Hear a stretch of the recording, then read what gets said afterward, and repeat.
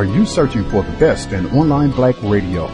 Then go to blacktalkradionetwork.com, helping you filter through the noise. Real talk, black talk.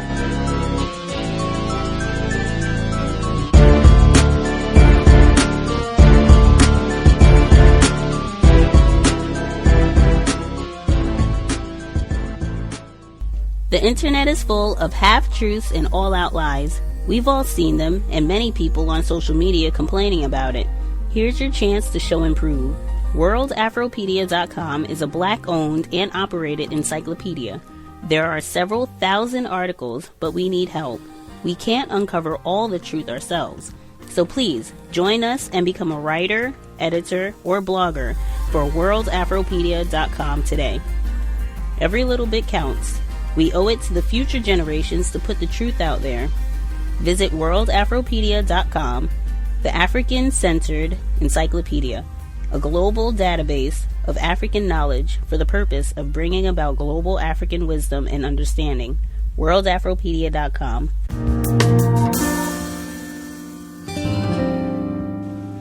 If we understand anything about the system of white supremacy, we know there is no way in the world that any black man, no matter how charming or intelligent he is, will ever have more power than the lowest status white man in a white supremacy system. And, you know, they gave us some proof. The proof, in my opinion, was that racist white policeman who arrested and handcuffed black Harvard law professor, I don't know if he's law professor, black Harvard professor Gates in his own home. And this white man, this civil servant, got an apology from the President of the United States. And he was rewarded with a trip, a free trip, and a photo op to the White House to have a beer with the president. Now, this civil servant was able to get the President of the United States to apologize. Yet we think that a black man in a white supremacy system has power. To me, it seems that the white civil servant, that white male, had more power, had more status in that situation, because he never apologized, as far as I know, to the professor for arresting him. So look at the insults. Look at how the Obamas are talked about. And whether you like them or not, I guess is beside the point. It's still proof that even despite his title and her title, they are still the target of tar baby jokes and pictures, and Obama's an ape, and talking about he's not a citizen, his birth certificate is invalid, on and on, pictures of an ape shot full of holes with Obama's name above it. All of this is a form of invalidation of people. It's saying to me basically that no matter what your title is, you still are not worthy of respect. The last thing I would say is false religions. I don't see what can be more dangerous psychologically than practicing the same religion and worshiping the same God that the slave owners taught us to worship. I can't think of anything more self-invalidating than that.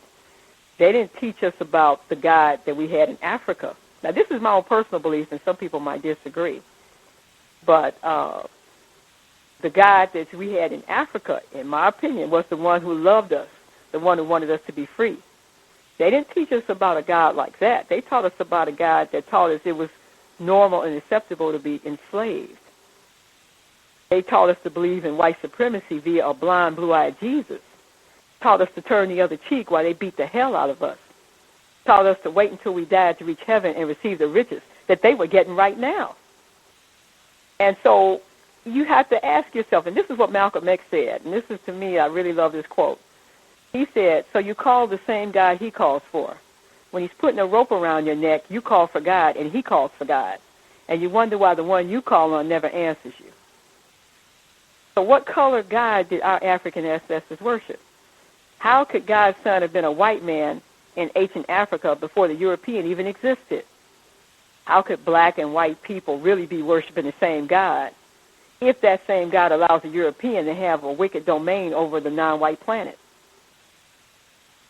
So, in my opinion, the true religion, based on everything I've seen of white people, is the religion of white supremacy. And we suspect this is true because everything else seems to be secondary to white supremacy. whether they're a Christian, a Buddhism, practice Buddhism, Islam, whether they're a Mormon, a Baptist, a Methodist, an Episcopalian, a Catholic, Judaism, whatever. It seems like no religion on earth is practiced by white people with the 364, 24/7-hour dedication that white supremacy is practiced. So if white supremacy is their true religion, how could a non-white person worship the same God that white people worship without that non-white person supporting the practice of white supremacy? So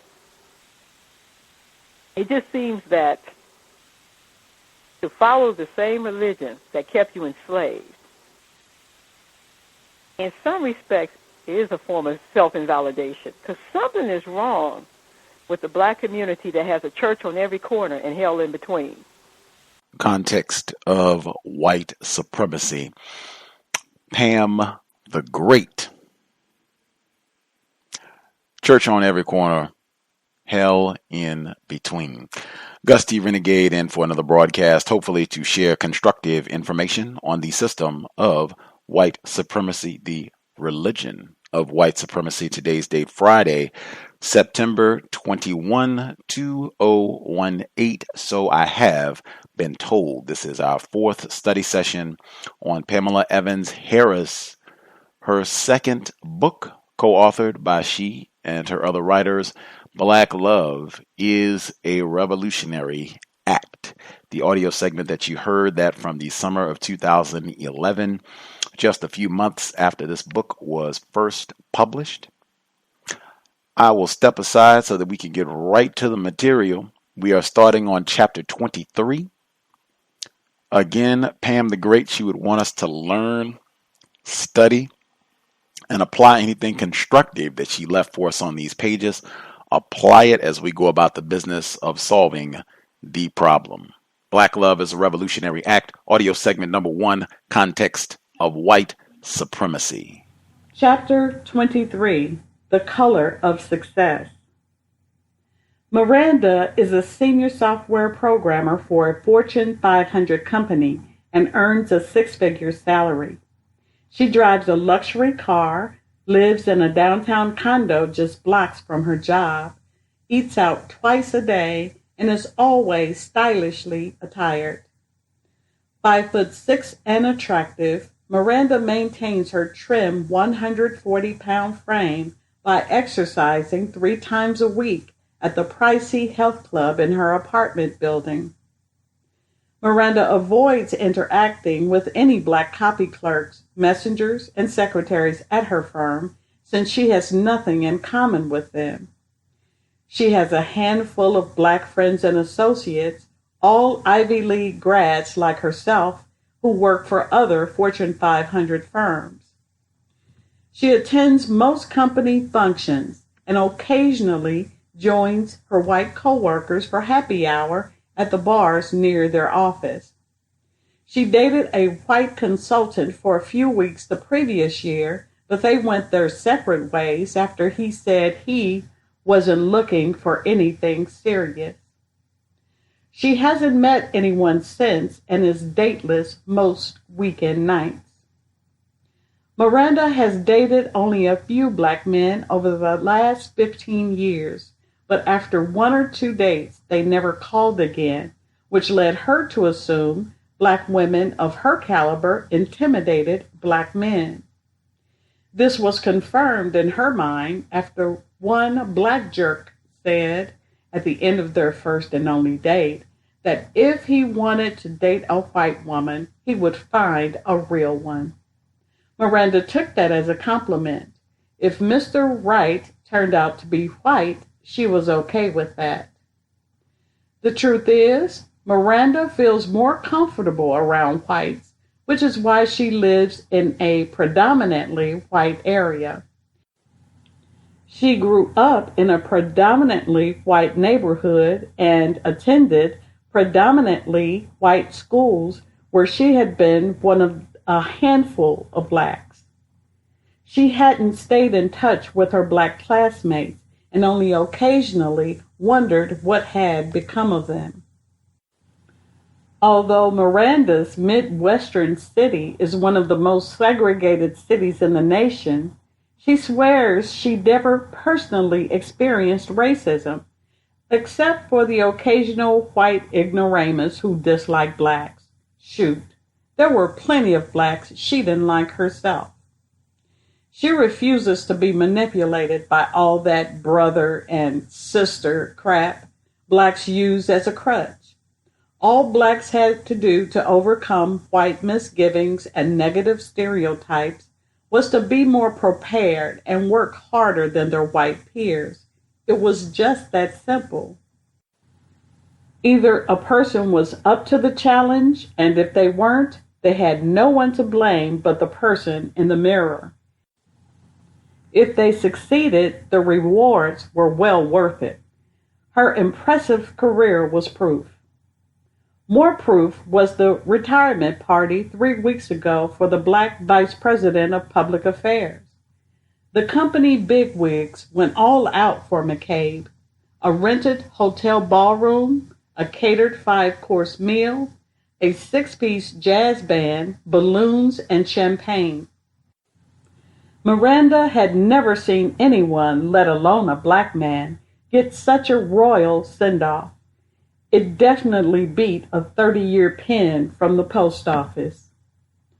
When Miranda announced to a small group at the retirement party that she was a proud card-carrying Republican and had never once voted Democratic, she was secretly pleased by their surprised reactions. It was a prudent career move, she added, since the firm's biggest client was a staunch Republican. The truth was, Miranda despises being typecast as a black Democrat. She hated the patronizing way the Democrats threw out an occasional hem hock to get the black vote. Just what had Democrats done for black people like her lately? What was even more aggravating was the way the Republican Party ignored the thousands of blacks who thought the way she did. People who were educated, successful, intelligent, and understood the value of an unregulated free market, free trade, and minimal government regulation. Her lifestyle and stock portfolio was living proof of how well it worked. When the firm eliminated an entire division last year, mostly blue-collar jobs, Miranda saw nothing wrong with it. Every company had the right to find cheaper labor, even if that meant outsourcing jobs. Management had an obligation to maximize profits for the company and for stockholders like herself. Any workers who were displaced had to find new jobs. It was just that simple. On the day Miranda receives an outstanding job review, the firm announces plans to cut another 10,000 jobs to boost profitability. When the firm employs over 61,000 workers worldwide, Miranda isn't too worried, but assumed the people junior to her should be. Miranda is the only black person in her department, but that small detail hardly causes a wrinkle in her powder-smooth forehead. After chatting with a human resources manager, a black woman she was only marginally friendly with, Miranda discovers that she is the only one in her department with a master's degree. It feels good to know her job is secure, not that she ever doubted it for 1 second. Miranda feels appreciated at the firm, gets along well with her co-workers and boss, and always gets excellent performance reviews. She is confident that they see her as an equal and a valuable team member. The following Friday, pink slips are handed out in her department, and there is one with Miranda's name on it. Her entire department is being downsized, and the rumor is their jobs are being outsourced to India. No explanations or apologies were issued with the separation package that included 3 months severance pay. Miranda packs her belongings in boxes under the watchful eyes of a security guard. She is furious, humiliated, and profoundly confused because she never saw the hammer coming. A few weeks after she was laid off, Miranda runs into one of her former co-workers, Beth, an accountant who still works for the firm. She tells Miranda that the programmers in Miranda's department had been transferred to other branches. Miranda is stunned. Why wasn't she offered a job when she had the most experience? And why didn't the sister in human resources warn her? The look of pity on Beth's face stops Miranda cold before the questions slip out. Then Beth says something that catches Miranda completely by surprise. She says Miranda should file an EEOC suit against the firm. 2 of the senior black accountants in Beth's area were laid off, while she and 3 of the least experienced accountants were shuffled into different jobs. Miranda didn't ask if the 3 were white. She didn't have to. Beth was. 8 months after losing her job, Miranda is still unemployed. The few job offers she receives pay a third of what she used to make. Miranda refuses to consider them, but is too proud to pound the pavement for a new job, even after her unemployment benefits run out. Eventually, the headhunters stop calling. A year later, Miranda is still unemployed, 35 pounds overweight, and is taking medication for depression. Her savings are exhausted, so she is forced to give up her condo and move back home to live with her bewildered parents. An epidemic of Mirandas. Miranda is a classic case of the white-identified black professional. She did everything right. She went to college, graduate school, remained childless and single, and associated with the right white people. Miranda's false sense of security allowed her to be blindsided and her career permanently derailed. There are tens of thousands of male and female Mirandas in America, some of who were raised in predominantly white environments, attended predominantly white schools, and their closest friends and romantic partners, if they were lucky to have any, were white. It is understandable that these blacks identify with whites. However, this is a problem for 3 reasons. 1, they are not white. 2, they will never be white. And 3, they believe they are equal to whites, which is never true in a white supremacy system. White identified blacks are often fooled by the case in which they sometimes move about in predominantly white settings. In reality, they are such a small minority, they pose no threat or competition to whites.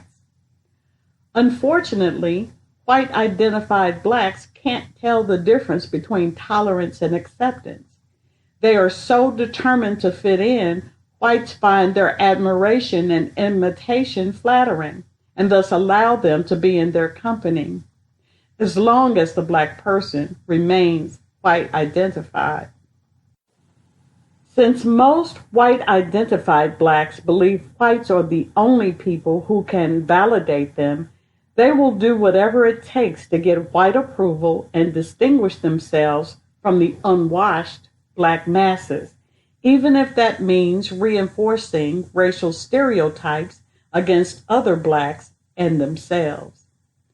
Miranda believed the extravagant retirement party for the black vice president was proof that blacks were equals at her company. She didn't know McCabe had been forced into premature retirement, or that the firm used the bad economy as an opportunity to eliminate the affirmative action positions, including hers, created to secure government contracts.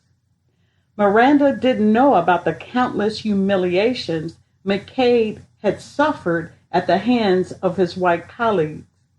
She didn't know that the day after his first promotion, a decade ago, McCabe came to work the following morning and found his desk had been moved into a small closet by the white supervisors who resented sharing their office space with a black man. She never knew McCabe's eternal smile, which earned him the dubious nickname of Smiley, had almost cost him his health and his marriage.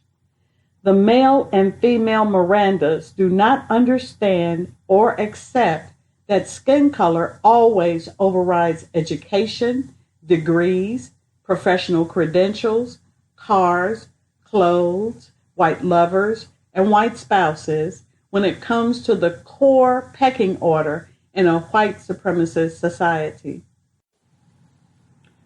That's why when they encounter racism, they have a tendency to ignore it unless they are forced to deal with it. They interpret this denial as confidence and strength, but it is just the opposite. Denial is the height of weakness. The good black is the most delusional of all blacks. Despite the mountains of overwhelming evidence to the contrary, good blacks like Miranda believe more education, degrees, designer clothing, fancier homes, addresses, manners, cars, white spouses, and biracial offspring will accomplish what Michael J., with all his millions, failed to do: erase the imaginary stigma of being black. Good blacks refuse to accept that no one, least of all a white supremacist, respects any black male or female who is willing to do anything, say anything, be anything, or betray anyone to belong to a club that doesn't want them as a member. A healthier, black-loving perspective. The psychological opposite of the white-identified black is the black-identified black. The black-identified individual sees the world as it really exists and does not blame black people for being the victims of racism. Since they are not in denial about racism, they are seldom caught completely off guard because they keep their expectations at a reasonable and realistic level. They understand that getting along with whites in the workplace does not mean whites see blacks as their equal. This is why most black-identified blacks seldom pursue friendships or relationships with white co-workers outside of work, to the relief of their white co-workers, and rely on black males and females for their psychological, emotional, and romantic needs. Chapter 24, The Zebra and the Lions, a tale of poisonous individualism. Quote, O.J. Simpson is guilty of armed robbery and kidnapping, end quote. October 4th, 2008. One day, Horace, the zebra, got the craziest notion in his large, elongated head. He decided he didn't want to be a part of the herd any longer. He was tired of grazing where all the other zebras grazed. He was tired of the smells and the endless grunting and snorting. Zebras were absolutely disgusting. Horace spent most of his days staring for hours at his reflection in the river. He was the most handsome zebra in the herd, too handsome to be an ordinary zebra. Whenever one of the more comely females flicked her skinny tail in his direction, Horace turned his big snout up in the air. He wasn't about to bring any more smelly zebras into the world. Horace wandered away from the herd toward a shady grove of trees. To his delight, there was the sweetest green patch that had not been burned down by the blistering African sun. Horace looked back at the rest of the herd chewing blissfully on the dry tufts underneath their hooves and snorted loudly in contempt. Look at those dumb zebras eating dry grass like manna from zebra heaven.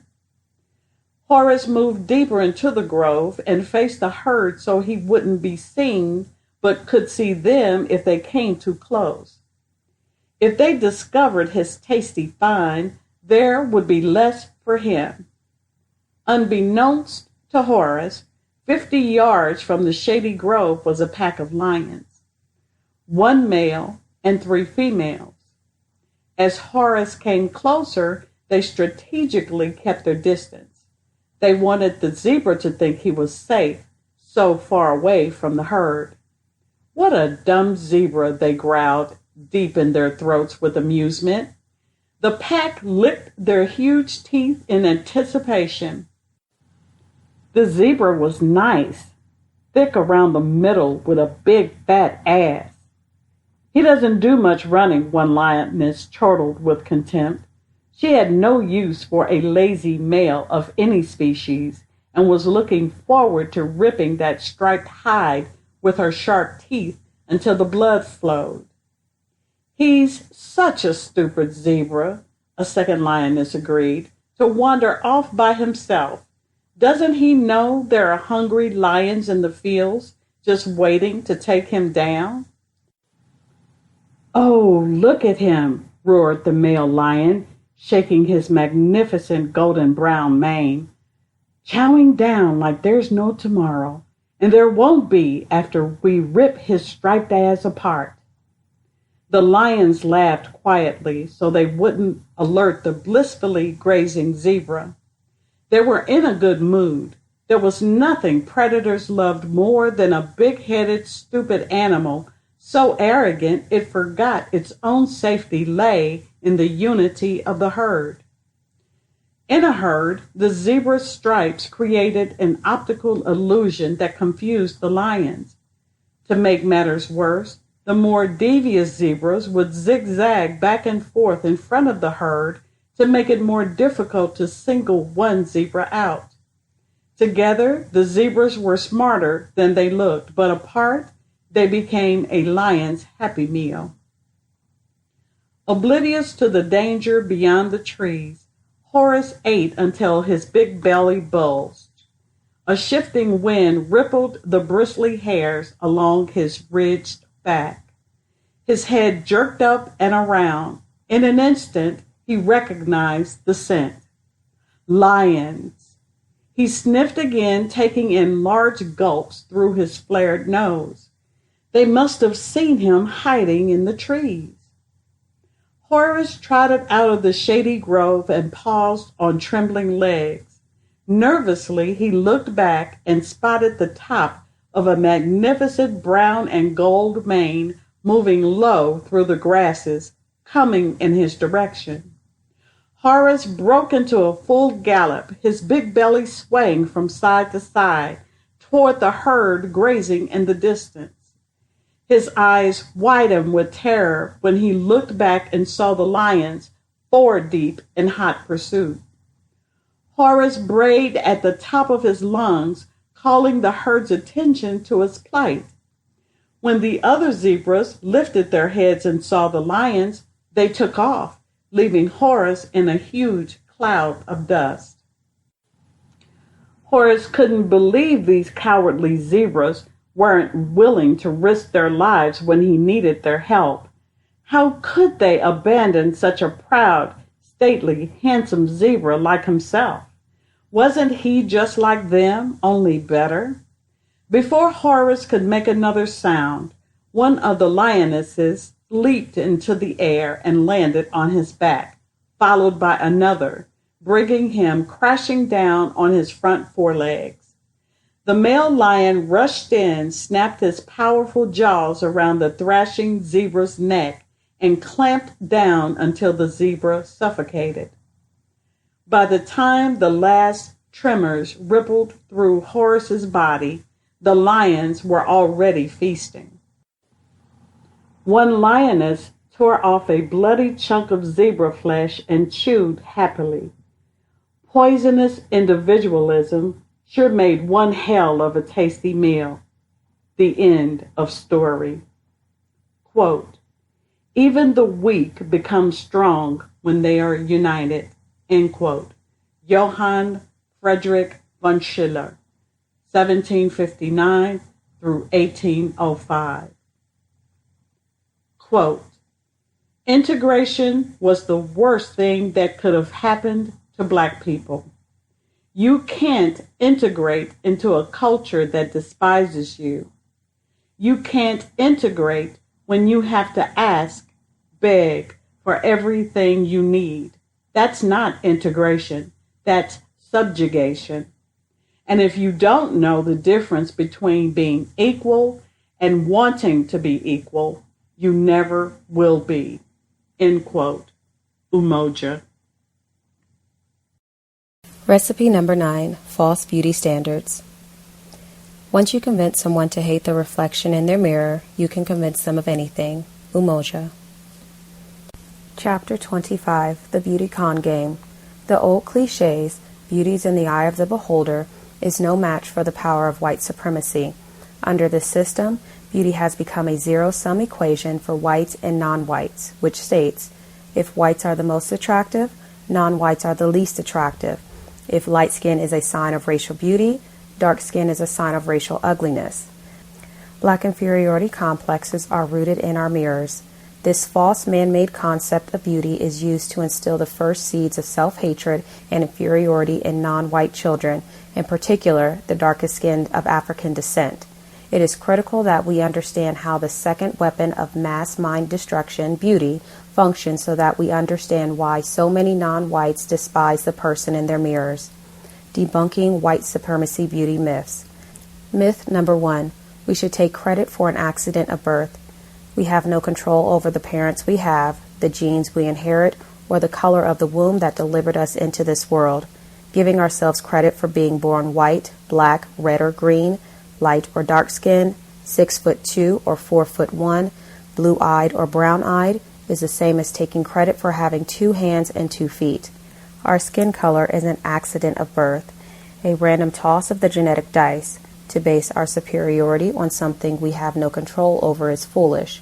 We should only take credit for what we have personally accomplished. Myth number 2. God made whites superior to blacks. If this is true, then the following must also be true.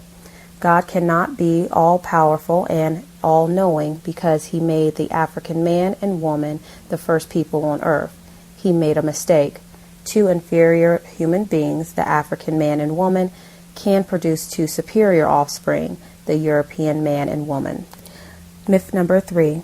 Mother Nature is clueless and incompetent. Mother Nature, the physical manifestation of God, gave every species, including humans, the physical traits needed for survival. Europeans have straighter, longer hair that provides protection in a cold climate. Pale skin and light eyes indicates that whites have less melanin than more melanated people of color, and also indicates a native environment where there was less exposure to intense, direct sunlight. Mother Nature chose Africa as the birthplace of all humankind and chose the African man and woman to be the first people on earth. She equipped Africans with dark eyes, tightly spiraled hair, and the most melanin, which makes dark skin ideal for Africa's climate and intense heat and sunlight. Light skin, hair, and eyes are more desirable in a cold climate with less intense sunlight since melanin blocks the absorption of sunlight. Bottom line, the differences in skin color for whites evolved due to natural selection, genetics, and environment, not racial or intellectual superiority. Myth number 4. One beauty standard, European fits all races. False. The physical differences between different ethnic groups are determined by genetics, the environment, and other biological factors. It is illogical and insane to judge all human beings by one beauty standard, just like it is insane and illogical to expect a Rottweiler to look like a Great Dane just because both are dogs. Myth number 5. The European beauty standard is a universal standard. False. It is illogical and insane for the white minority, 10% of the people on the planet, to be the standard for what is normal or desirable for the other non-white 90%. In fact, today's European beauty standards are the exact opposite of the beauty standards that existed hundreds of years before white supremacy infected the planet. Pre-modern Asian ideas on race. The text below is reprinted directly from the article Universal Preference of Whiteness over Blackness, courtesy of colorq.org. Standards of Beauty in South and Southeast Asia. Marco Polo reports on the Dravidians of South India. It is a fact that in this country, when a child is born, they anoint him once a week with oil of sesame, and this makes him grow much darker than when he was born. In the Chinese record, Nam Sai Chao, a Chinese traveler to Southeast Asia, wrote of the people, "They consider black the most beautiful." Prior to European colonization, the ancient Visayans of the Philippines considered the very opposite of high noses and oval faces handsome. Visayans, as well as other Austronesian people in Malaysia and Indonesia, compressed their baby skulls to achieve broad faces and flat noses. Old Chinese views on Caucasians. The text below is reprinted directly from the article Universal Preference of Whiteness over Blackness, courtesy of www.colorq.org. By traditional Chinese opera conventions, a black face is considered nobler. Actors wear masks that denote the character's qualities. A predominantly black face indicates courage, righteousness, and incorruptibility. A predominantly white face indicates craftiness, deceit, and knavery. Ming Dynasty China records even state that Caucasians, especially blondes, are physically unattractive. Hui are shaggy with big noses. Quipchags have light hair and blue eyes. Their appearance is vile and peculiar, so there are those Chinese who do not wish to marry them. This distaste for blondes is a stark contrast to the worship of European standards of beauty so prevalent among modern Asians today. The character and beauty of Ethiopians admired by ancient Europeans.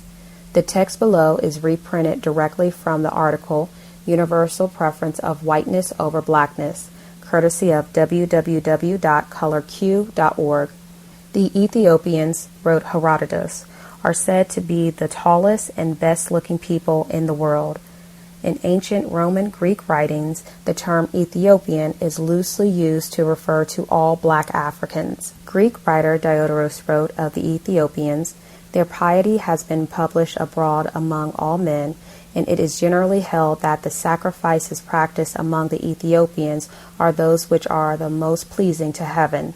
If Europeans were living back in ancient times, they would be searching for cosmetic remedies to darken their skin and kink up their hair, like the millions of whites today who flock to beaches and tanning salons to darken their skin, to plastic surgeons to thicken their lips and enlarge breasts and buttocks, and to hair salons to perm, wave, kink, and curl their hair. Myth number 6. Africans worship the first Europeans as gods. False. Contrary to the racist delusions of Hollywood movie makers, Africans did not think the first Europeans were gods or goddesses. Some Africans believe Europeans were white because they had been skinned alive.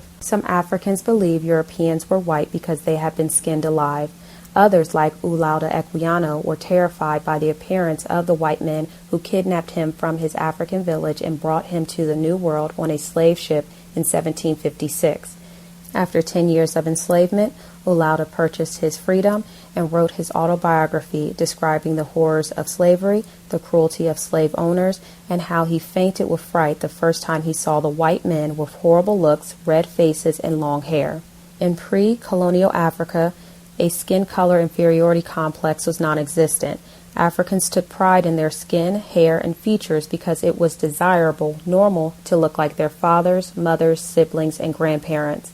Africans never knew they were inferior until the Europeans colonized, conquered Africa, and used physical differences to justify enslaving, robbing, raping, and murdering them. Only after 4 centuries of being force-fed these artificially created false European beauty standards, Africans and their descendants learned to hate what they saw in the mirror. Myth number 7. It is normal for one race to think a different race is more attractive, superior. False. It is abnormal to view another race as more attractive, just like it is abnormal to look into a mirror and see ugliness. A black child will not automatically think pale skin is superior to his skin, any more than a white child thinks his pale skin is inferior. Every child, regardless of race, has a healthy amount of self-esteem until he or she is taught to feel inferior. What happened to Black is Beautiful? The slogan, Black is Beautiful, which became popular in the 1970s, was little more than a good idea turned bad fad. By the time non-black merchandisers, blaxploitation filmmakers, and the media made a fortune from the Superfly hats, high-heeled shoes, idiotic films, and afro combs, black and proud became synonymous with black and foolish. We did not understand why such a wonderful slogan had been doomed from the start. We did not understand that we had to scrape off the rusted paint of self-hatred and inferiority before we applied a new paint job. We did not understand that in order to redo, we first had to undo. The telltale sign of past or present European colonization of a non-white nation, the people become self-hating. If European white supremacy beauty standards had not been literally rammed down the throats of millions of Asians, it is doubtful a single Asian woman would correct a non-existent flaw by undergoing eye surgery to make her slanted eyes rounder and more Western European. If European white supremacy beauty standards had not been literally rammed down the throats of Africans and their descendants, it is doubtful a single African man or woman would even think of using bleaching creams and swallowing poisonous pills, risking skin cancer, leukemia, thyroid disorders, and leprosy to lighten, destroy the most age-resistant skin on earth. Myth number 8. Whites benefit from white supremacy beauty standards. The beauty con game has boomeranged on the very ones it was supposed to benefit by breeding an unhealthy obsession with the exterior rather than the more important interior. This obsession is the primary reason there is so much unhappiness within the white collective over minor and non-existent flaws in their own appearances. Ironically, even though whites are supposed to be the most attractive people on the planet in a system of white supremacy, they are also the most dissatisfied with their own appearances and the most insecure. This predominantly white obsession with appearance perfection can be seen in the endless snake oil advertisements for the billion-dollar beauty industry. For the promise of whiter, perfect teeth, perfect noses, chins, thighs, abs, stomachs, lips, hair, skin, bigger breasts, wrinkle-free skin, potions, lotions, and the promise of staying young forever, millions of Americans swallow billions of pills and voluntarily go under the knife. This obsession with perfection is also apparent in the epidemic of eating disorders that are most common among the white female population, who ironically are also held as the standard of feminine beauty for non-white females. The truth is stranger than fiction in a white supremacy system. Despite the inferiority programming of non-white females, black and Asian women generally have a more positive body image than Caucasian females, according to a Washington University study. In addition, black women with a strong sense of racial identity actually rate themselves more attractive than pictures of supposedly beautiful white fashion models, and 40% of moderately or severely overweight black women rate their figures to be more attractive or very attractive. Other research indicates that this may be because black women are more flexible in their concepts of beauty than their white counterparts, who express rigid ideals and greater dissatisfaction with their own body shape. Another survey found black girls were more self-confident in high school than either white or Hispanic girls, and that white girls lost their self-confidence at an earlier age than Hispanic girls. How can this be true in a white supremacy system where the black female occupies the bottom rung of the beauty totem pole? Is the obsession to be perfect, superior, undermining the white female's self-esteem rather than building it up? Black girls with a strong sense of racial identity do not define themselves by false white beauty standards, nor do they totally depend on looks for self-esteem, but rely on other factors like personality, style, and intelligence.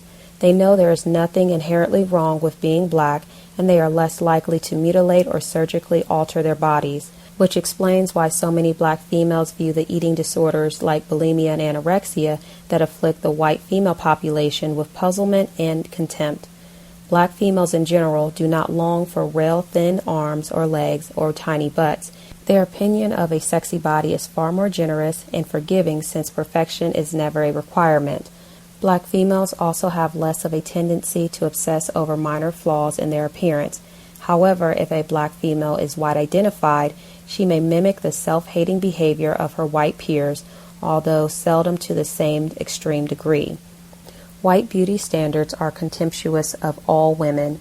Would a culture that truly values its females create a beauty standard that demoralizes and penalizes them? The answer is clear. It does not value them, but in fact secretly despises, even hates them. This contempt is obvious given the widespread slaughter of white females for entertainment and for profit in television, movies, and in real life. The white supremacy beauty standards actually demonstrate more contempt for white females than admiration. A culture that promotes a media-manufactured body ideal, tall, long-legged, blonde, and bone-thin with zero body fat, a boy's body, that drives white girls and women to literally starve themselves to death is anti-woman, not woman-loving or woman-respecting. This is not about empathizing with whites who are victims by their own hand. This is not about empathizing with white females who use the same racist standards to elevate themselves above non-white females. This is about exposing the blatant contradictions of a white beauty standard that even the white creators do not and cannot measure up to. The biggest beauty con game victims are non-whites who have been demoralized by the lie of white superiority. Is the epidemic of self-loathing the karmic price the white collective is paying for perpetuating mass self-loathing among non-whites?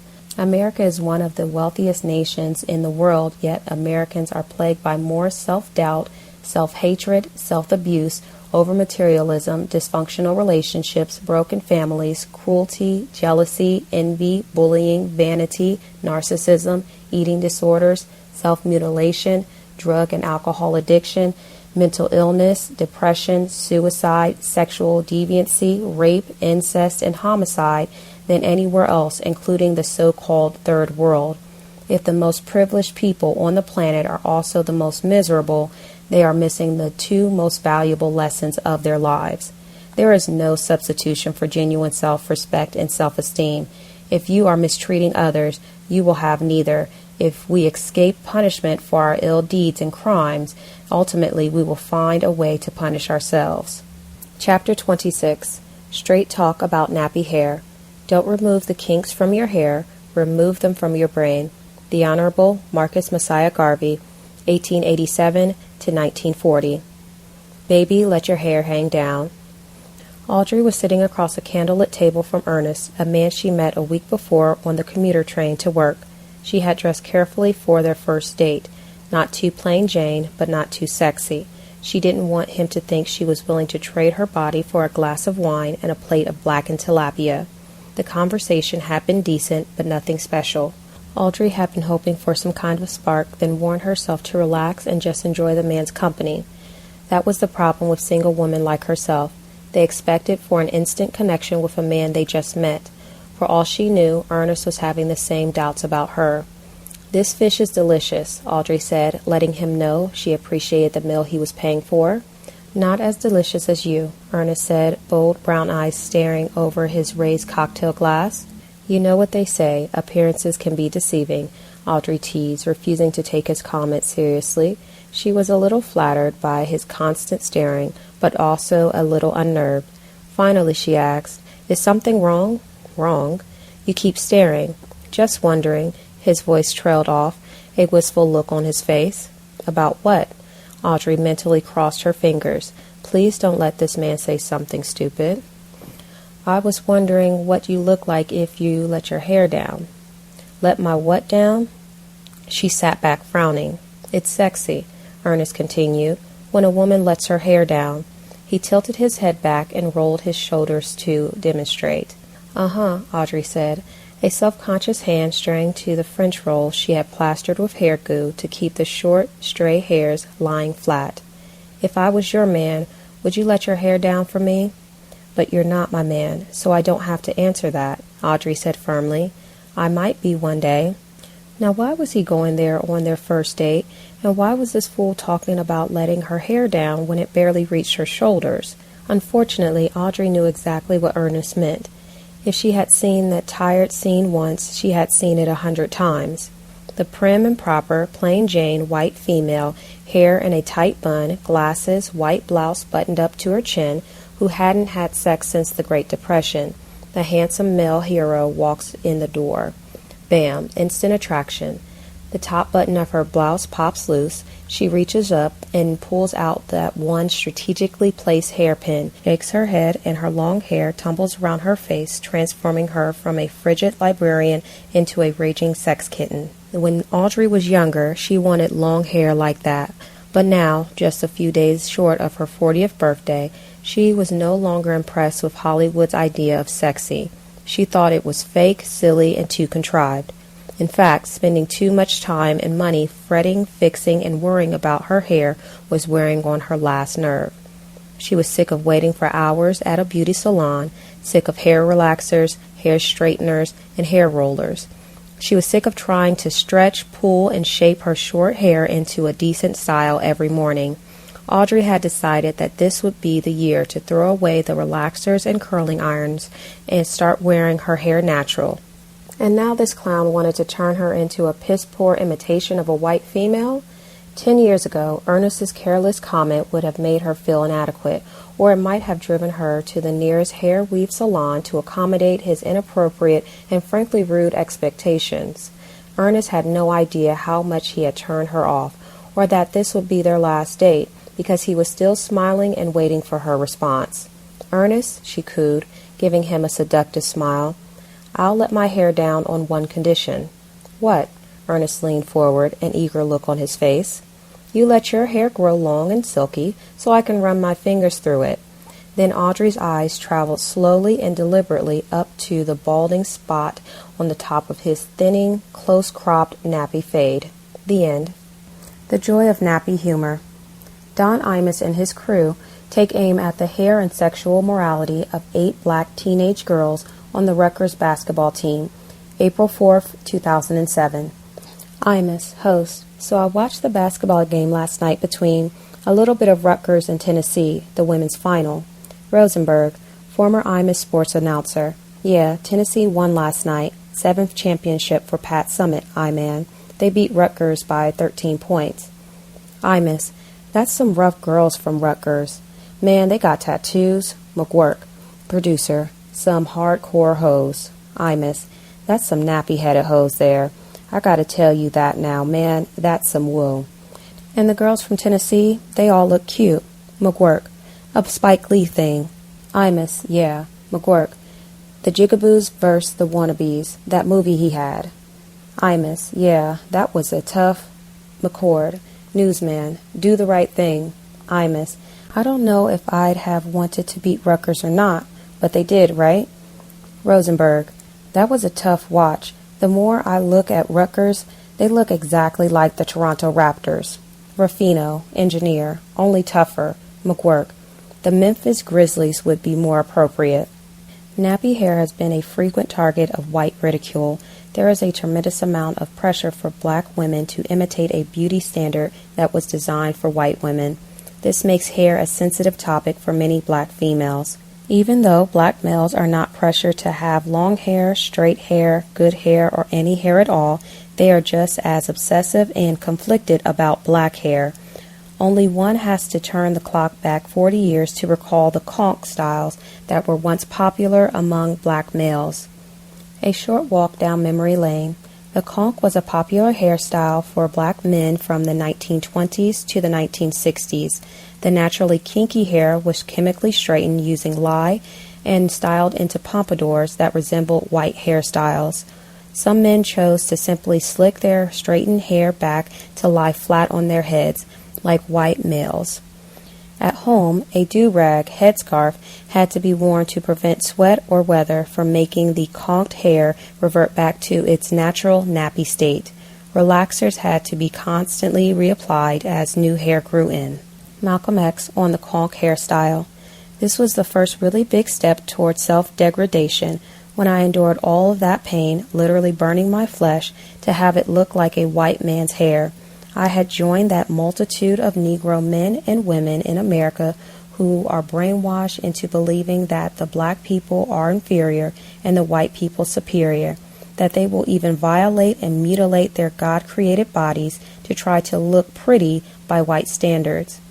Look around today, in every small town and big city, from 2 big catfish and soda pop joints to the integrated lobby of the Waldorf Astoria, you'll see conks on black men and black women wearing these green and pink and purple and red and platinum blonde wigs. They're all more ridiculous than a slapstick comedy. It makes you wonder if the Negro has completely lost his sense of identity, lost touch with himself. If the conch was a form of self-degradation for the black male, are hair straighteners, perms, and hair weaves inflicting the same kind of self-esteem damage on the unsuspecting black female? A classic case of the pot calling the kettle nappy. Despite the black male's own history of hair obsession, he is quick to belittle black women for all the time and money they spend on their hair, forgetting that he is the one who rewards black females who come the closest to the white beauty standard. The black male's hypocritical and contradictory pride in his own blackness is seldom extended to black women who refuse to straighten their hair, imitate white beauty, and proudly and defiantly wear their natural hair short, braided, locked, or dreadlocked. Black females who wear their naturally nappy hair often run the risk of being labeled as less feminine and less attractive by black males than their long perm hair female peers. When black women try to live up or down to the unreasonable standards forced upon them by white society and black males who often openly admire white features, they are ridiculed for wearing hair weaves, wigs, and horsehair. Some black comedians who wear their own hair in locks as a sign of so-called racial pride often use black women's hair as the butt of their unbelievable and nappy hair humor. Now, they aren't hoes, but there were some nappy-headed women on that team. Those are some of the ugliest women I've ever seen in my whole life. Black comedian D.L. Hughley on the Jay Leno's Tonight Show, May 7, 2007, joking about the black girls on the Rutgers University basketball team. 3 facts some black males conveniently ignore. 1. Black females' hair is the same hair that grows out of their own scalps. 2. Their genetics are 50% responsible for the hair of the black female. And 3. Their ridicule of and contempt for the black female's hair is an announcement of their contempt for themselves, their genetics, and the hair on their own heads. Men set the beauty standards for every culture. In male-dominated cultures like America, men, not women, set the standard for feminine beauty. Once this beauty standard is established, the women fall in line by conforming or trying to conform to these standards. The most powerful males in a male-dominated society use the most desirable females to enhance their status in the eyes of other males. The women strike a similar bargain, trading their youth, fertility, and beauty, high status, for financial security, marriage. Do not confuse status with validation. In a male-dominated society, women cannot validate men. Only men can validate other men. The same is true for women in a male-dominated society. Women do not validate women. They compete with other women. Only men can validate women. Make no mistake, the black community is a male-dominated society. It does not matter that black females head up almost 70% of black households. This is an economic and political reality, tragedy, not a cultural choice. Like all males in a male-dominated society, like America, most males in general reject female leadership. However, most women, and black women are no exception, actually welcome male leadership. In other words, most black men will not follow black women, but most black women will follow black men. The proof? The preacher, the politician, the pimp. Whether it is the church, the meeting hall, or the street corner, black men usually lead, black women usually follow. With a few exceptions, black women are the foot soldiers and seldom the generals in most black organizations. When it comes to female beauty standards, black males, like all males in a male-dominated society, decide what is desirable and what is not. In nearly every culture in the world, women look to the men in their culture to validate their self-worth and value as women. Why is this so important to understand? Because males collectively have the power to psychologically devastate females collectively if they do not validate their worth as females. For example, white male supremacists elevate the thin, blonde, blue-eyed, and pale-skinned female because she has the highest genetic value in a society that prizes whiteness and lightness. White females are programmed from childhood to accept this narrowly defined beauty standard and will judge their own beauty value as females by this standard. To attract men, a desirable mate, millions of white females imitate or try to imitate a beauty standard set by white males so they can be validated and socially, financially, and romantically rewarded by white males. We know this is true because the astronomical number of white females of all ages and incomes who dye their hair blonde and starve themselves to be thin. The black beauty standard for black females, light skin, long hair, and European features, is based on the same white supremacy standards. Black females learn the painful lesson at an early age that the most powerful and influential black males, as well as many average and ordinary black males, reward black females who are closer in appearance to the white standard of beauty. The proof? The light-skinned, Asian, or white wives and girlfriends of the most influential and successful status-seeking black men. Black male invalidation of black females. Detroit headline: a local DJ and club promoter cancels party that would let light-skinned black women into the club for free. 2007. In their attempt to gain status, some black males seek validation from the male with the highest status in a white supremacy society, the powerful white male. When the black male deliberately chooses the female with the highest status, the white or the white-appearing female, he is unconsciously reinforcing his own inferiority as a non-white person. Even if she does not articulate it, the black female knows instinctively that the black male's foolish choice of white status over honoring his female mirror image is unjust and is the greatest possible betrayal that a man can commit against the women of his own race. This unspoken but obvious resentment accounts for a great deal of the black woman's anger towards black men. If the black female cannot depend on the black male to validate her worth as a female, who then can she turn to for protection? If the black male refuses to validate and value the black woman, the black womb, how can he validate and value himself? Perhaps this explains his callous disregard for the black female and why black males slaughter each other without hesitation. In 2007, when Beyoncé appeared on the cover of Sports Illustrated's annual swimsuit issue, angry white readers demanded subscription cancellations. One reason given by a white male subscriber: my daughters grew up identifying with the models in the swimsuit issue and wanting to be like them. How is my daughter supposed to see herself in Beyoncé? The white male collectively understands the potential devastating effect on the white female psyche when a non-white female is elevated above the white female, even for something as trivial as a magazine cover. White males understand collectively that in order to validate themselves, they must validate and uplift the white female, the white womb. Together, this reinforces the value of white life. The black male is encouraged to do just the opposite, uplift white females and degrade black females, yet the black male does not understand why black life, including his, is so cheap. If black males took a page out of the white male's book, flipped their tragic and self-genocidal black scripts, and collectively embraced their female mirror images in all shades of brown and black, wearing a crown of natural hair, the companies that profit from hair weaves, wigs, permed hair, and skin bleaching products would go out of business.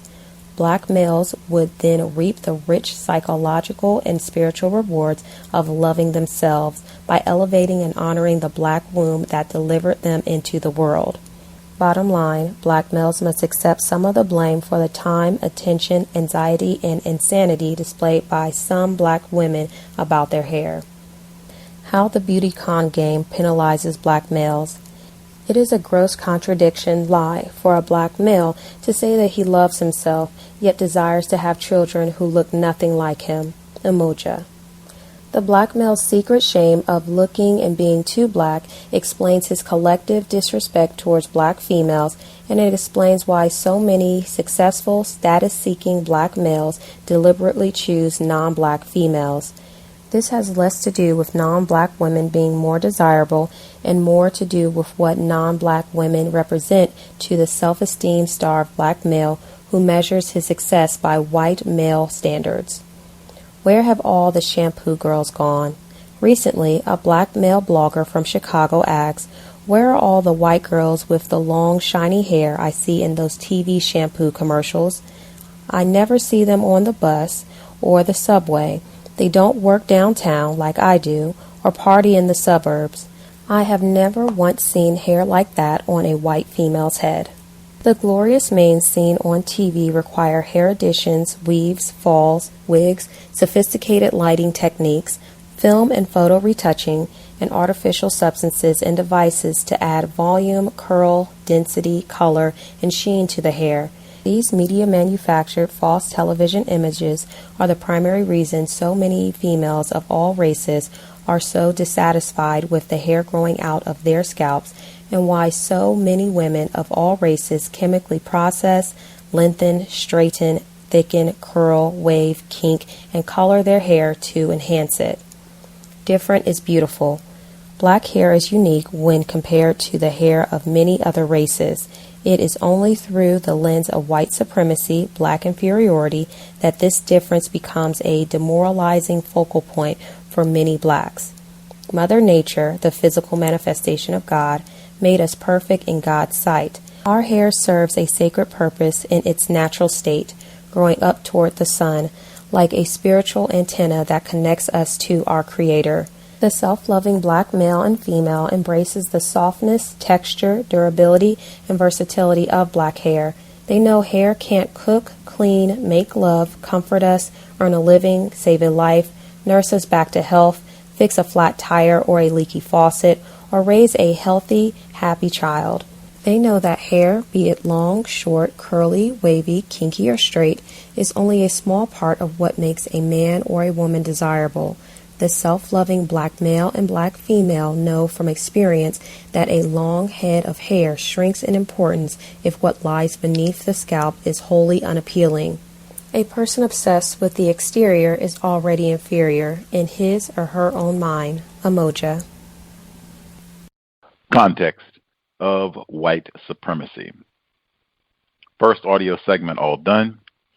We will share a few thoughts, perhaps hear a word or two from Pam the Great, and then we will get back to the second audio segment. The number to dial, if folks have commentary, 641-715-3640. The code 564943 pound. Press star 61 if you would like to participate. Number again, 641-715-3640. The code 564943 pound. Press star 61 if you would like to participate.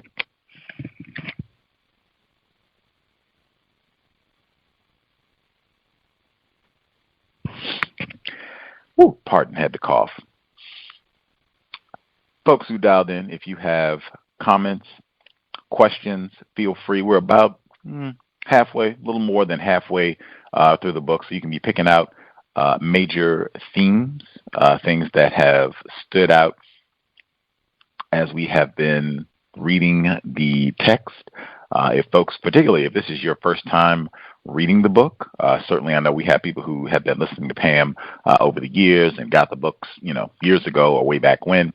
Especially if this is your first time reading the text, certainly interested in hearing your thoughts. I think we were right on time. I knew I had already played the audio segment where Pam talked about Miranda, The Color of Success. I knew I had already played that as an intro for workplace racism recently. And in fact, I played it at the very beginning of the program before we went live yesterday, so I didn't want to play it again today, even though that was, exactly the section that we were covering. But I did play it early before we went live, just so that people got to hear some of Pam's additional comments about that section, which I thought was very important. With that, first few folks who dialed in with a hand up, line should be open. If folks could take about 5 minutes to share. If you have thoughts, questions, comments, take about 5 minutes, and make sure I also get in my quick thanks, gratitude. Our narrators, Red in Vegas, Medi, phenomenal work, much appreciated. That is labor, doing the narration for any folks who've done any voice recording before. I can tell you from my experience, it is work. I certainly appreciate you two pitching in and doing the recording. We listeners appreciate it. Job well done. Super professional. Excellent work from our narrators. With that, folks who dialed in with a hand up, if you have commentary to share, line should be open. Proceed. Can I be heard? Greetings, Thomas in New York. Greetings, Gus. Poor Miranda. She needed to call into workplace racism. White identified blacks. Is that a term that we can use, Gus? It does seem like it's kind of bordering on name calling. It's kind of the same thing, showcase blacks. It seems kind of bordering on name calling. Yeah, that's what I was thinking. Although I got exactly what she meant. I thought it was a good way not to say the C word or the UT word, Seeing it happen time and time again. My code at work is I refer to the desk that they give me as the desk that you allocated to me, or the area as the area you designated to me, because I never want to feel comfortable, because I know that at any time something like that could happen. I've been in that same situation. She pointed out, she was on point with her breakdown of the people being classified as black and the so-called white people's beauty standards. The only people I've seen using bleaching cream and masks here in Harlem that is being classified as black is the African people. I've yet to see sisters from here or sisters from the West Indies whom are also being classified as black using bleaching cream. I think it's really a condition on the continent. Now, the white women beauty standards is an illusion, and our women are definitely being confused. So are our men, but she focused mostly on the women in that chapter. The skinny, long hair, or as Al Bundy would say, small feet and big tits, that standard of white women beauty has changed somewhat to fake butts and fake lips, and they're being purposefully thick.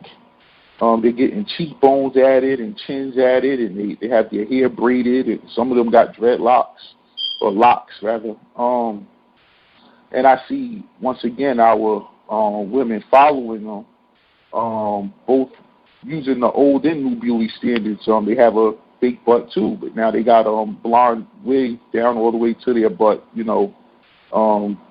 It's just really confusing, and I agree with her that that's, of course, white people's fault, but the men in our society, it's our fault because we've accepted that as something that is appealing to us, as opposed to saying we don't want that.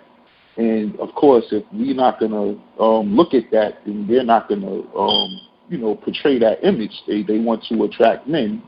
And what I disagree with in that chapter, though, that small piece, and I'm waiting to hear the rest of it, is to say that the black men are sort of like a patriarchal society amongst our people. I think that's I disagree with that. I think that the same standards apply to women. Men don't validate other men's beauty standards. Men dress to attract women. And if women's decided tomorrow they don't want men in skinny jeans or, their pants hanging down or whatever, if one of them approached them, no, I don't date guys that, tomorrow those dudes will have the belt on and their pants up. So I think that it's a two-way street in our society, rather. And I'll mute my line, Gus. Oh, Thomas in New York flexing his black male privilege, denying patriarchy. Other folks who dialed in with hand up, if you have commentary to share, line should be open. Proceed. Have you heard? Yes, sir. Thank you. I'll just say briefly, the final segment about black hair, I really appreciated that part.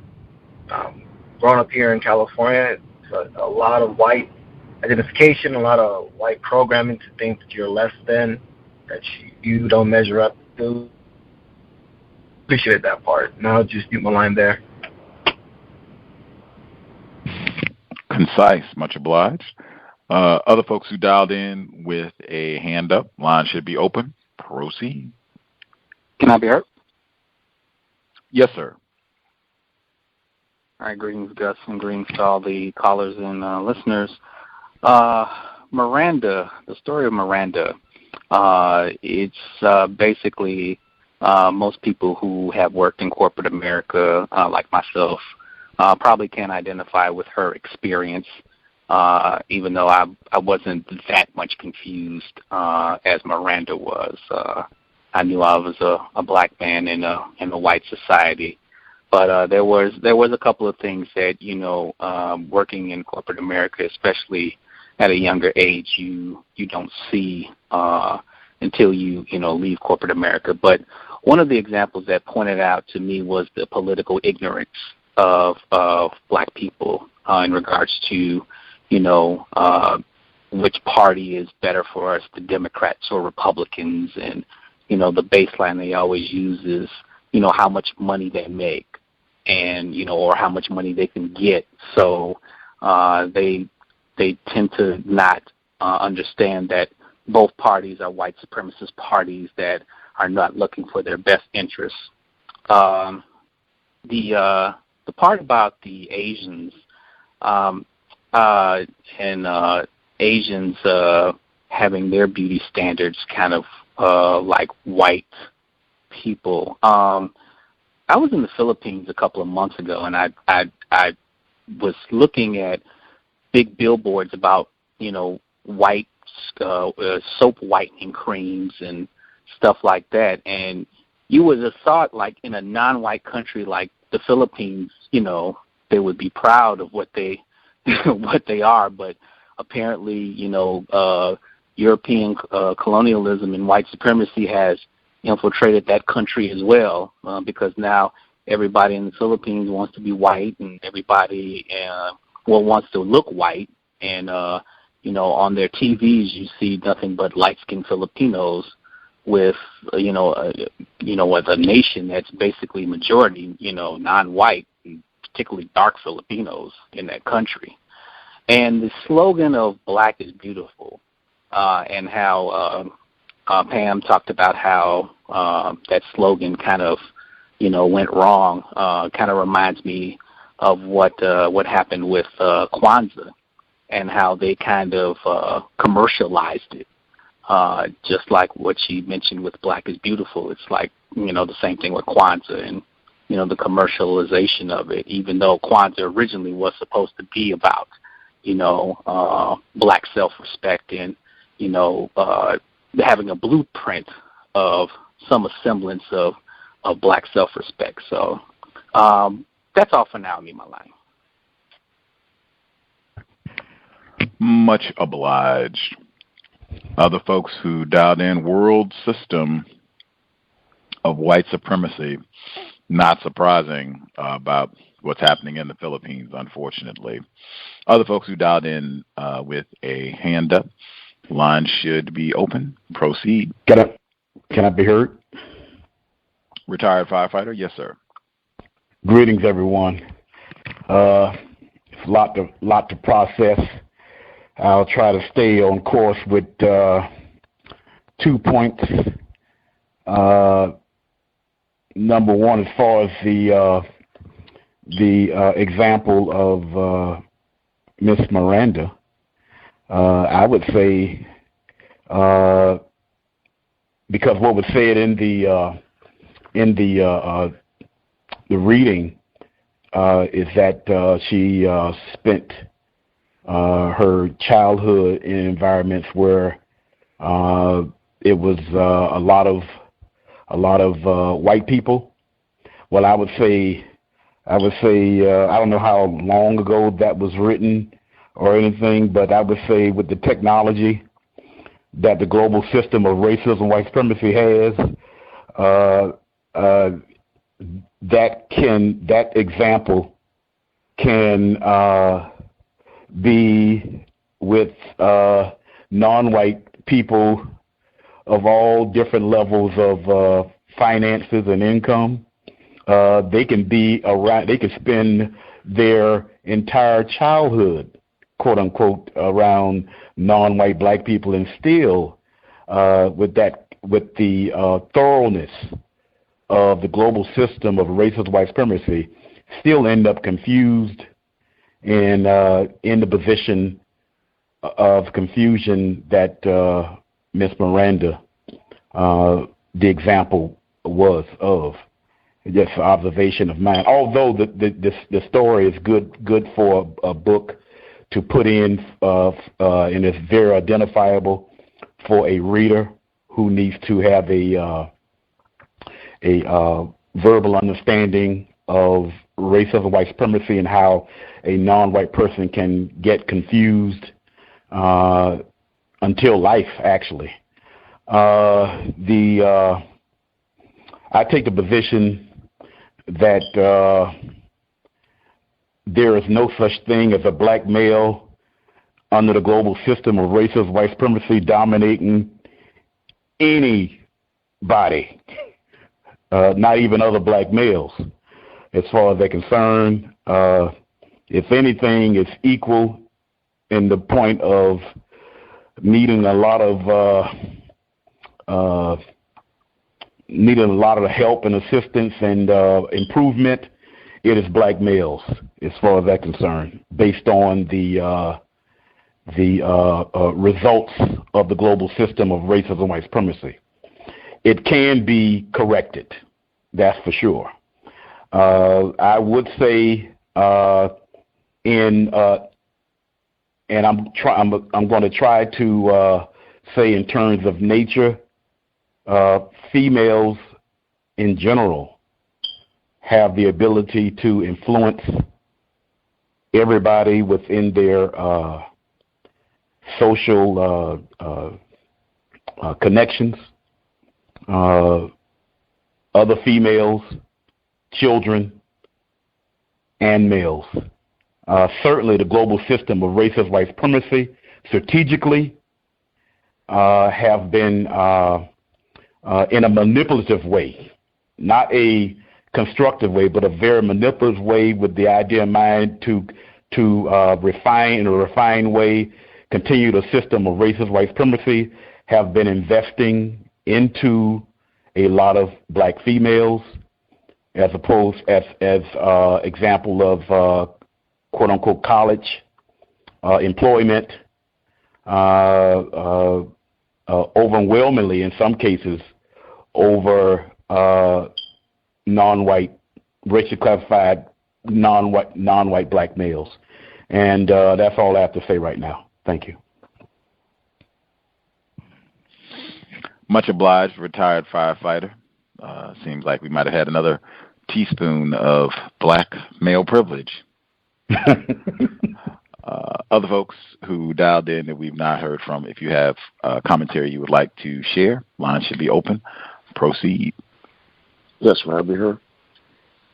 Mr. Demery 4, yes, sir. Okay. Greetings, Gus. Greetings to the other callers and listeners.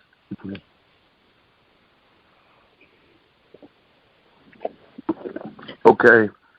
I'll start out also with Miranda. And she kind of, until recently, I didn't see this, but she kind of put me in the mind of Omarosa. It's kind of, kind of see her in that kind of image. But one thing I noticed is the way she was carrying herself, although she was in one of the most segregated cities in the nation, she said that she had never personally experienced racism, except for occasional white ignoramus who dislike blacks. I was at one of Dr. Welsing's seminars, and there was a young black female that said the same thing, that she had never experienced racism before until she had gotten in this particular area around the nation's capital. And, that stuck with me, and I even asked Dr. Welsing later on one of your shows, what she thought about that. And then you have to think, well, that's just being dishonest, because why was she at the seminar in the first place? So some of these things, some of it's just lies. That lady had to experience. We would like to hear from somebody who has made it through, so many years, college and job performance, that has not experienced racism. I think you asked all the time, just have them call in. We'd like to hear from them.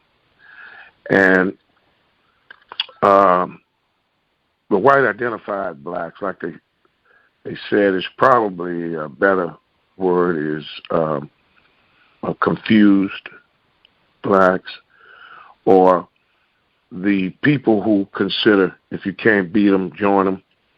And then I think that those type people should stick by their work. I mean, if it comes out that you were wrong in the end, then either stick by your work or, change some of what you're doing. I noticed in that story, as opposed to the zebra and the lions, one thing in particular, in the end, although the zebra wanted to get away from the other zebras, when he was faced with trouble, or when it went down and the chips were down, he was running full gallop back towards the herd that was grazing nearby, and was even perplexed why they didn't, risk their life to try to save him. And you see that a lot in some of these people that choose to go a certain way, and then when it don't go quite the way that they expected, then they run back into the folds of black folks. And I think in OJ's case, we even accepted him back in for a period of time. But a couple other things about, the way the black male and black female relationships are affected, by this racist brainwashing and the white chips that's planted in our heads, is genuine self-respect and self-esteem. Not mistreating, other people. I liked all of the myths that she busted during that and portion of the text, and especially like the part with Malcolm X. He came clean because we know from his autobiography he was dating a white woman at one time and influenced him to straighten his hair and show some invalidation towards the way that he felt he looked. But we can all get over that, with information and a healthy self-image. But you know what? Denying that it does not exist is not going to get us anywhere. We have to realize that I would say, it's one thing I highlighted here about a black male that chooses a white female as a love interest or a couple. He probably has to come to terms that he may not completely like himself. And one last thing is about the hair. One thing I found, I may be wrong, I may not, but a lot of black guys that shave their heads, I think that they're doing that, because I think that white females would prefer that bald head because they seem to have a problem with the curly locks of a lot of black males. I'll mute my line on that, Gus. Thanks for taking the call. Interesting, Mr. Demery 4. Other folks who dialed in, hand up. If we've not heard from you, if you have commentary to share, line should be open. Proceed. I'm here. Greetings, Ivy. Good to hear from you. Good to hear from you. Did I interrupt you? No, ma'am. Okay. Pull up my notes here real quick. Shout out to Red. Like, she's a great reader. Like, it was awesome, and thank you for doing this book, Red. And greetings to you, Gus, and to everyone online. Well, I agree with Thomas in New York. I'm gonna try to say this fast. That men do stuff to attract us, like they get muscles and they, try to get fancy cars and money and things like that to impress us. This is not a male-dominated society. It's a white-dominated society, and I'll get back to that in a minute. Most black men do not kill each other. 86% of black men, they have black wives, and for those that make over $100,000, 83% of them have black wives. They're not responsible for our hair insecurities because, black women, we tear each other down as well as far as hair is concerned. Ultimately, white people are to blame for all that because we've all been brain trashed. I wanted to say, just about this black male privilege society not being a male-dominated, that is white-dominated. There are more black men unemployed than black women. Black women get more loans than black men. Black women own more businesses than 61% of black-owned businesses belong to black women. Black men get paid less than all women, except for Hispanic women. And throngs of white men were fired for mere accusations of sexual harassment by white women. Patriarchy didn't help them, didn't help Bill Cosby, didn't help Emmett Till. Patriarchy does not exist. Black male privilege does not exist. I will mute my line. Thanks, everyone. Thanks, Gus. Much obliged, Ivy. Appreciate the data, dating reference data or marriage data. Other folks who dialed in with a hand up, if we have missed you completely, line should be open. Proceed.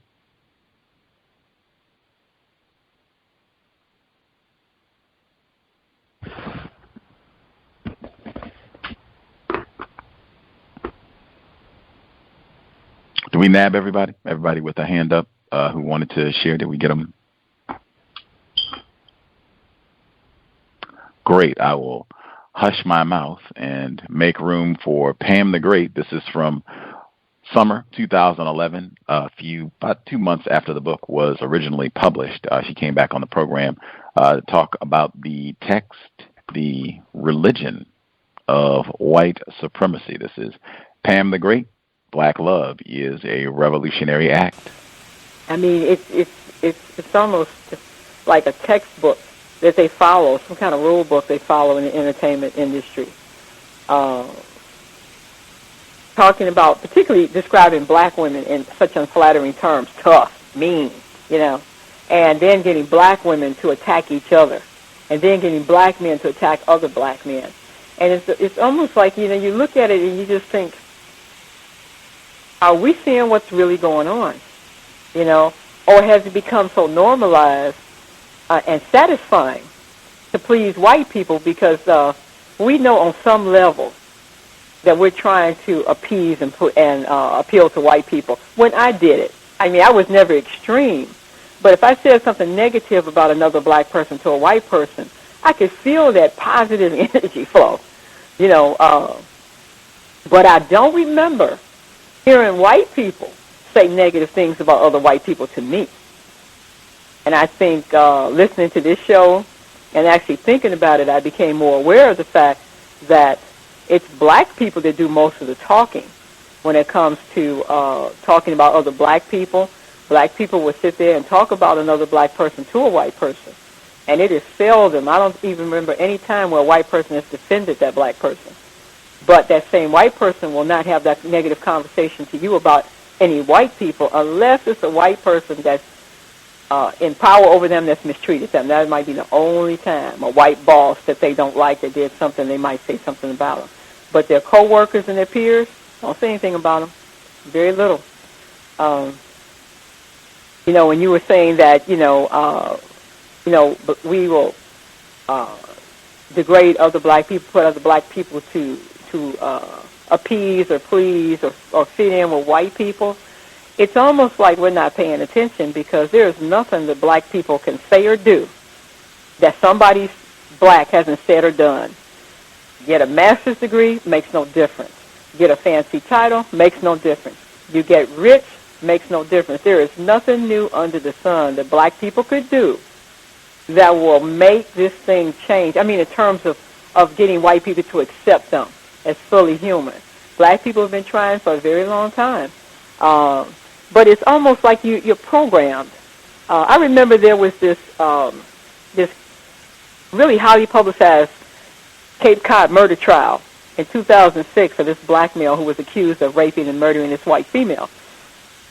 And there was one black male on the jury. And later this white female juror reported that this black male juror told her that all his brother's wives were white, that he had always been around white people, and that he did not like blacks because look at what they are capable of. Now, this is a black male juror sitting in on the trial of another black male.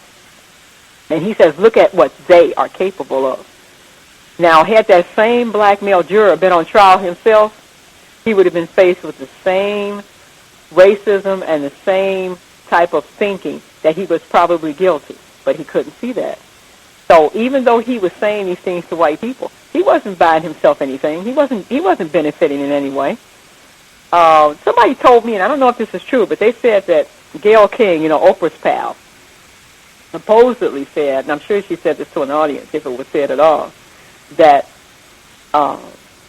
if she asked somebody, if she talked to somebody about the O.J. Simpson trial, a black person, and they say that O.J. Simpson was innocent, that's the last time she'll talk to them. Now, I don't know if that's true. Maybe I shouldn't be repeating it.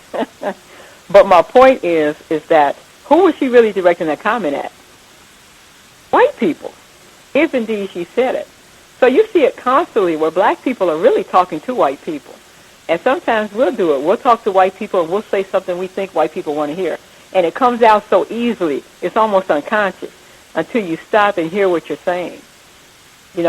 And for some strange reason, it's a satisfaction that comes from putting down another black person publicly or putting down another black person in front of a white person. And I would just say that goes back to the training that we've had for hundreds of years. And it's really been a survival training. It's the same reason that black people used to beat their children in front of the slave masters as a way of saying, don't beat them anymore, I took care of it. So black people know that white people are dangerous, and they know we're afraid of white people. And so I think that's one reason we're constantly trying to appease them, is that we're trying to, say that, listen, I'm not going to be a problem. I'm with you. I mean, it's I don't even know how to describe it, but I think it's behavior that we need to start becoming conscious of. In the book Black Love, we have a chapter called Slave Traditions. And a lot of things that we do today are slave traditions. The religion that we practice is a slave tradition. The way we treat our children are slave traditions.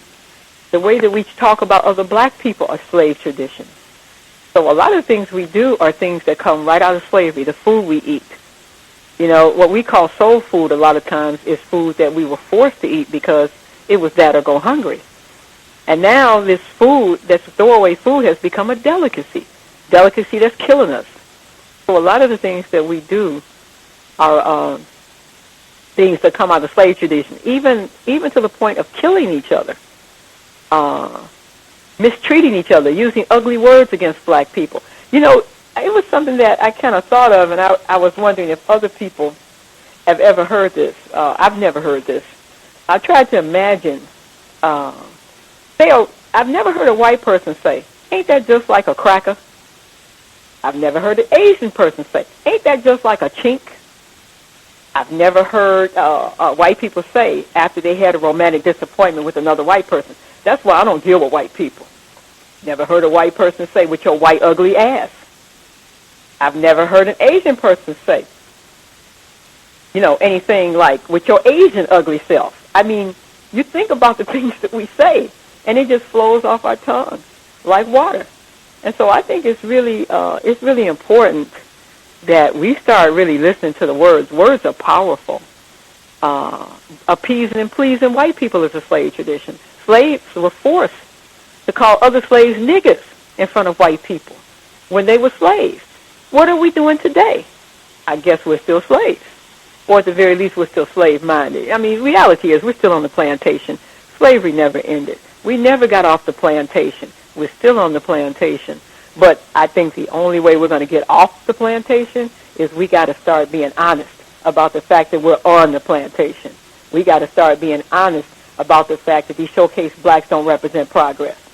And we got to start being honest about our feelings about ourselves and each other. Because you can't cure a problem that you don't admit you have. And I think it's time for us to man and woman up and face the music and decide, you know, either we're going to do this thing, we're going to correct this thing, or we're going to perish. And I don't mean to sound dramatic, but no people can continue down the road we're going on and survive. I just don't see it happening. Pamela Evans Harris, Black love is a revolutionary act. One note that I will add, folks have any other comments that they want to share, what they heard either from the audio or any additional comments from the first portion of the reading that we did today. I was asked about the term white identified blacks, and I would not recommend the use of that term. As I said, it's very close to name calling. Unless a person has said, oh yeah, I am a white identified, black person, that's me. It would be name calling, but also it makes it seem as though whoever is saying these are white identified blacks is not white identified themselves. And I don't think any victim of white supremacy can truthfully say, oh yeah, I've been born in this toxic environment that, is bursting, is rife with white supremacy that has infected everything, all areas of people activity and literature, the schools, everything, that I have been in this environment for, 5 days, 10 years, 50 years, 90 years. I've been here and I'm not white identified at all. I've read so much counter-racist literature and done so much studying. I have totally purged I don't think anybody can truthfully say that if you are a victim of white supremacy, you are white identified in some way, shape, form. I think that's just the truth. So at least in my view, saying white identified blacks, it makes it seem as though there are some black people that are not white identified, and I just don't know how that would be true. I could be in error. If I am speaking wacky, then please speak up clearly, immediately. Did other folks have commentary they needed to share? Yes, sir. What you're saying, yes, sir. What you're saying makes sense. Definitely makes sense. This is why Mr. Fuller states of 3 categories: white, non-white, white supremacists. Also, what would be relevant is victim of racism, white supremacy. That would be name calling, in my understanding. Another word that needs to be eliminated out of our vocabulary is the word Hispanic. I keep hearing that word coming up when we are articulating and attempting, anyway, counter-racist logic and understanding. And that word comes up all the time. It is in my understanding, is a specific weapon that is used by white people under the system of racism, white supremacy, and the effects is confusion to non-white people. The word Hispanic, and I'm especially keen on it because I am here in South Florida, where it definitely is used. I hear it used a lot, especially by, unfortunately, a lot of non-white people who are racially classified as black. I hear that word a lot. I mean, I put it up there. I put it on the same level of confusion with the word fair. You know, I mean, it's just as confusing, and it should not be used. And that's all to say for right now. Thank you. Much obliged, retired firefighter. Did any other folks who dialed in have commentary that they wanted to share? Can I be heard? Yes, sir. In regards to the white identified black person, I understand your point. However, I think when Pam clarified it and said that all blacks are white identified to a smaller degree or lesser degree, I think she kind of clarified it where we're all at one point or another white identified, because she says that we were brought up in a white supremacist culture. So, I mean, I know what you're saying about how it could be viewed as, name calling, but I see it differently from, just using the C word or the UT word, where that was put on us by white people. So, just my opinion. I mean, my line.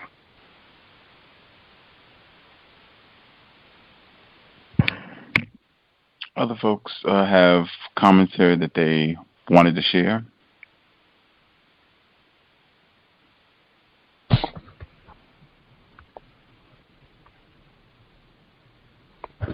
If you have time, can I? Go ahead, man. Sorry.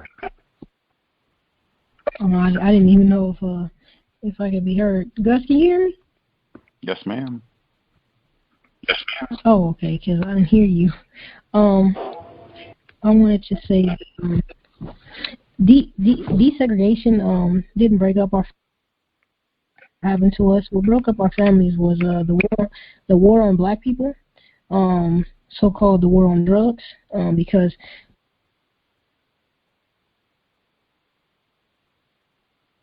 in our we're like around 10% like white people, and your line is breaking up a little bit. Down to like 25%. I feel like we can hear you, but then the sound will just disappear for a second or two, and then it'll come back. Is this any better? If you want to maybe start over, give us a few sentences, and we'll see. Replace white supremacy with justice. Is that any better? Good so far. Okay. I was just saying that desegregation wasn't the worst thing that happened to us, and it didn't so much break up our families as much as the war on drugs. Supposedly, it was really the war on black people, because those of us who were never married was at about 10%, which is like the same as white people's, before the war on black people, called the war on drugs. But then after the war on drugs, it plummeted to where those of us who were never married went down to like 25% of us, which is like really high. And just this thing about desegregation being the worst thing that ever happened, that to me is something that is used to blame Dr. King and the people who fought for desegregation. And I understand that he blamed himself, because he said that he led us into a burning building, or he thought he did. Well, actually, that's not true at all. Ultimately, our building was not burning until they came and burned it up. We was somewhere and they came and burned up our building. He didn't do that. They came and burned our buildings down. They still do. They are scientific terrorists, as you would say. And I like how previously in the book that they said that the way that we will solve white supremacy is to change our reactions to it. And I'll mute my line.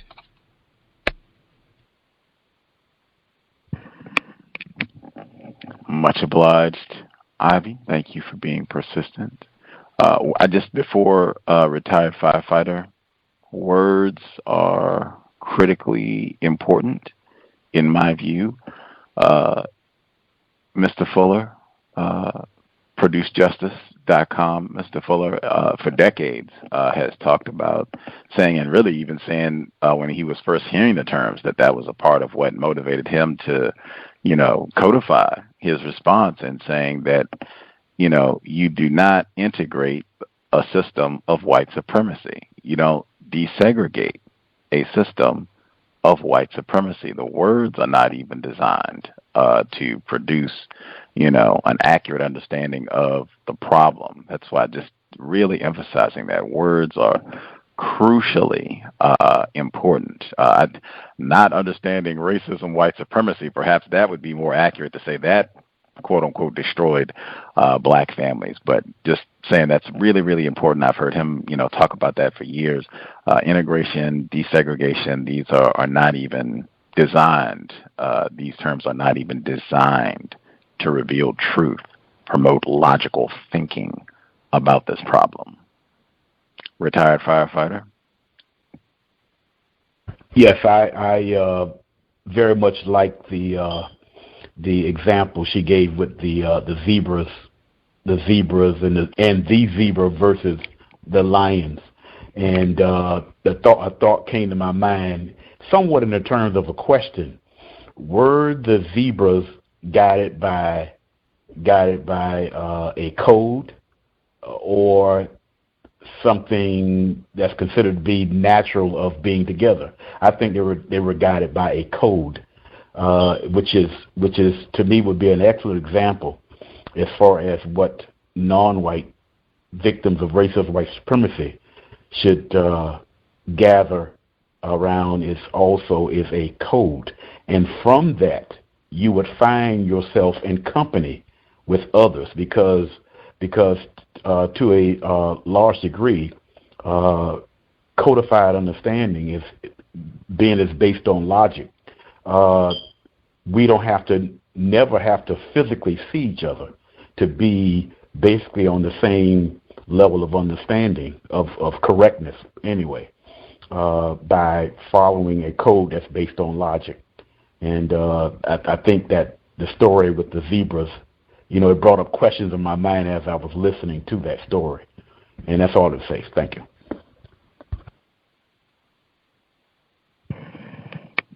Much obliged, retired firefighter. You want to share one question that came up while you were hearing about the zebras? What's that now? You want to share one question that came up in your mind as you were hearing the story about the zebra? Oh, that was it. The example, the question would be to anybody else that's on the line. Do you think that the zebras were guided by a code? And that particular zebra was actually going against a logical code, and in turn paid the price for it. Does anybody else think that does that make sense? That can possibly be a question that I would be asking to anybody else on the line. Yes, may I be here? Yes, sir. I think the firefighter may have something there, because in the illustration, if they stayed close together, if they were attacked because of the stripes and the way they were running, it may confuse the enemy, and make their chances greater of escape. But it was my understanding that, we all know that there may be some safety in numbers, but according to Mr. Fuller, black people have a herd mentality, and just the fact of sheer numbers actually won't do anything as far as safety for you without, like the firefighter brought up, a code in which that you're living by. I mute my line. Much obliged, Mr. Demery 4. Gus, can I? I'm sorry. Go ahead, Ivy. I didn't mean to interrupt you. Sorry about that. I wanted to ask you, what term would you use to, I guess, describe what is known as integration and/or desegregation? Well, I just put those terms in quotes if I'm going to use them. If somebody else is using the terms, or if I'm talking about, like the 50s and 60s, I'll say that, that's what they were saying that they were attempting to do, quote unquote, integrate. I'll just put the terms in quotes, but I would, and I try to point that out specifically, that these terms are just not accurate. They don't reveal truth about what people are trying to address, and that's why this ends up not being successful consistently. Just not having an accurate understanding of what problem we're trying to solve, and having inaccurate terms often can be a big part of why that can be a huge problem. And I think it was deliberately so with those terms. But yeah, I would just try and put them in quotes, or, the same way that you did, quote on what they call integration, the so-called integration, put it in quotes, and then try and point out specifically what the problem is with those terms. Do you know if Mr. Fuller has any, for lack of words, alternative terms, since he pointed out that they're inaccurate? Well, at least from what I've heard, and I've heard him a few times discuss this, I think some of it might be when he was a guest on this program, and other times, because I've heard some of it, it just goes to the fundamentals of, why he started to codify what he was saying and really paying attention to words. And I think the main thing that he emphasizes is not that these terms need to be substitute, or if anything, the substitute would be system of white supremacy. The problem is not integration. What I've heard him say specifically, what are you talking about? How close do I have to be to a white person before we are what you say integrated? Do I need to be, 2 feet away, 5 feet away, 10 feet away? How close do I have to be before we are now integrated? How many black people have to be integrated? Like, these are just the questions that you would go through to say, this is using logic. This is not addressing the problem. This is not a problem of white people and black people being in proximity or in the same room or in the same bedroom. That is not the problem that we're trying to address at all. The problem that we're trying to address, cross out integration, segregation, desegregation. The problem that we're trying to address is the system of white supremacy. I think that's would be the substitute. But I mean, you could call and ask him directly, but I suspect that would be the substitute. System of white supremacy. That is what we are trying to correct, abolish. Okay, thank you. I'm in line.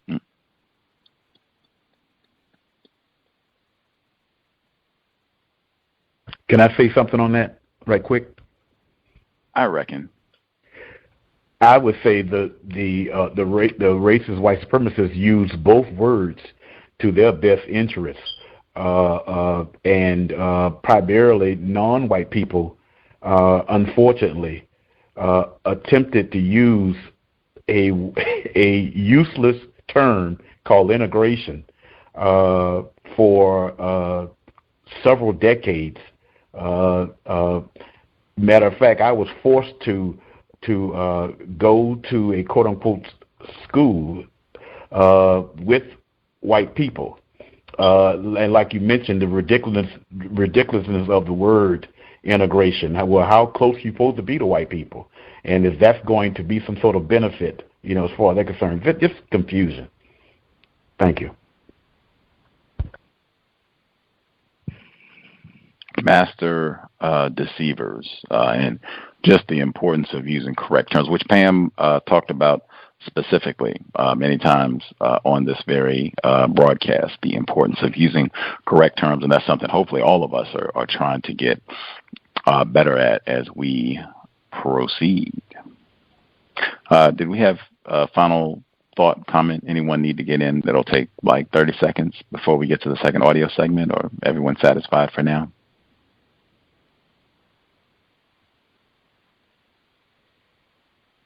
I will assume everyone is satisfied for the time being. Pamela Evans Harris, Black Love is a Revolutionary Act. We are going to audio segment number 2. If you have comments that you did not get to share, write them down. We should have ample time once the second audio segment concludes. So you can, if you have a question or comment, whatever, we should have time for that as well. The C.O.W.S, audio segment number 2. Chapter 27, How the Language of White Supremacy Penalizes Black Females. The white supremacy culture defines beauty by what is normal and desirable for white people: pale skin, hair, and eyes. This combination is considered the most beautiful, especially for white females. This color bias can be found in the commonly known phrases, "she was the fairest, lightest in all the land," and "the fairer sex," where fair is equivalent to white and fairest in the land is equivalent to white beauty, meaning white females are the most feminine and the most beautiful. The lightest, fairest female, who is blonde, blue-eyed, and pale-skinned, occupies the top rung of the beauty pedestal because she helps to maintain the illusion of white superiority. She is always assumed to be beautiful, regardless of how attractive or unattractive, or extraordinary or ordinary that particular pale-skinned, blue-eyed blonde may be.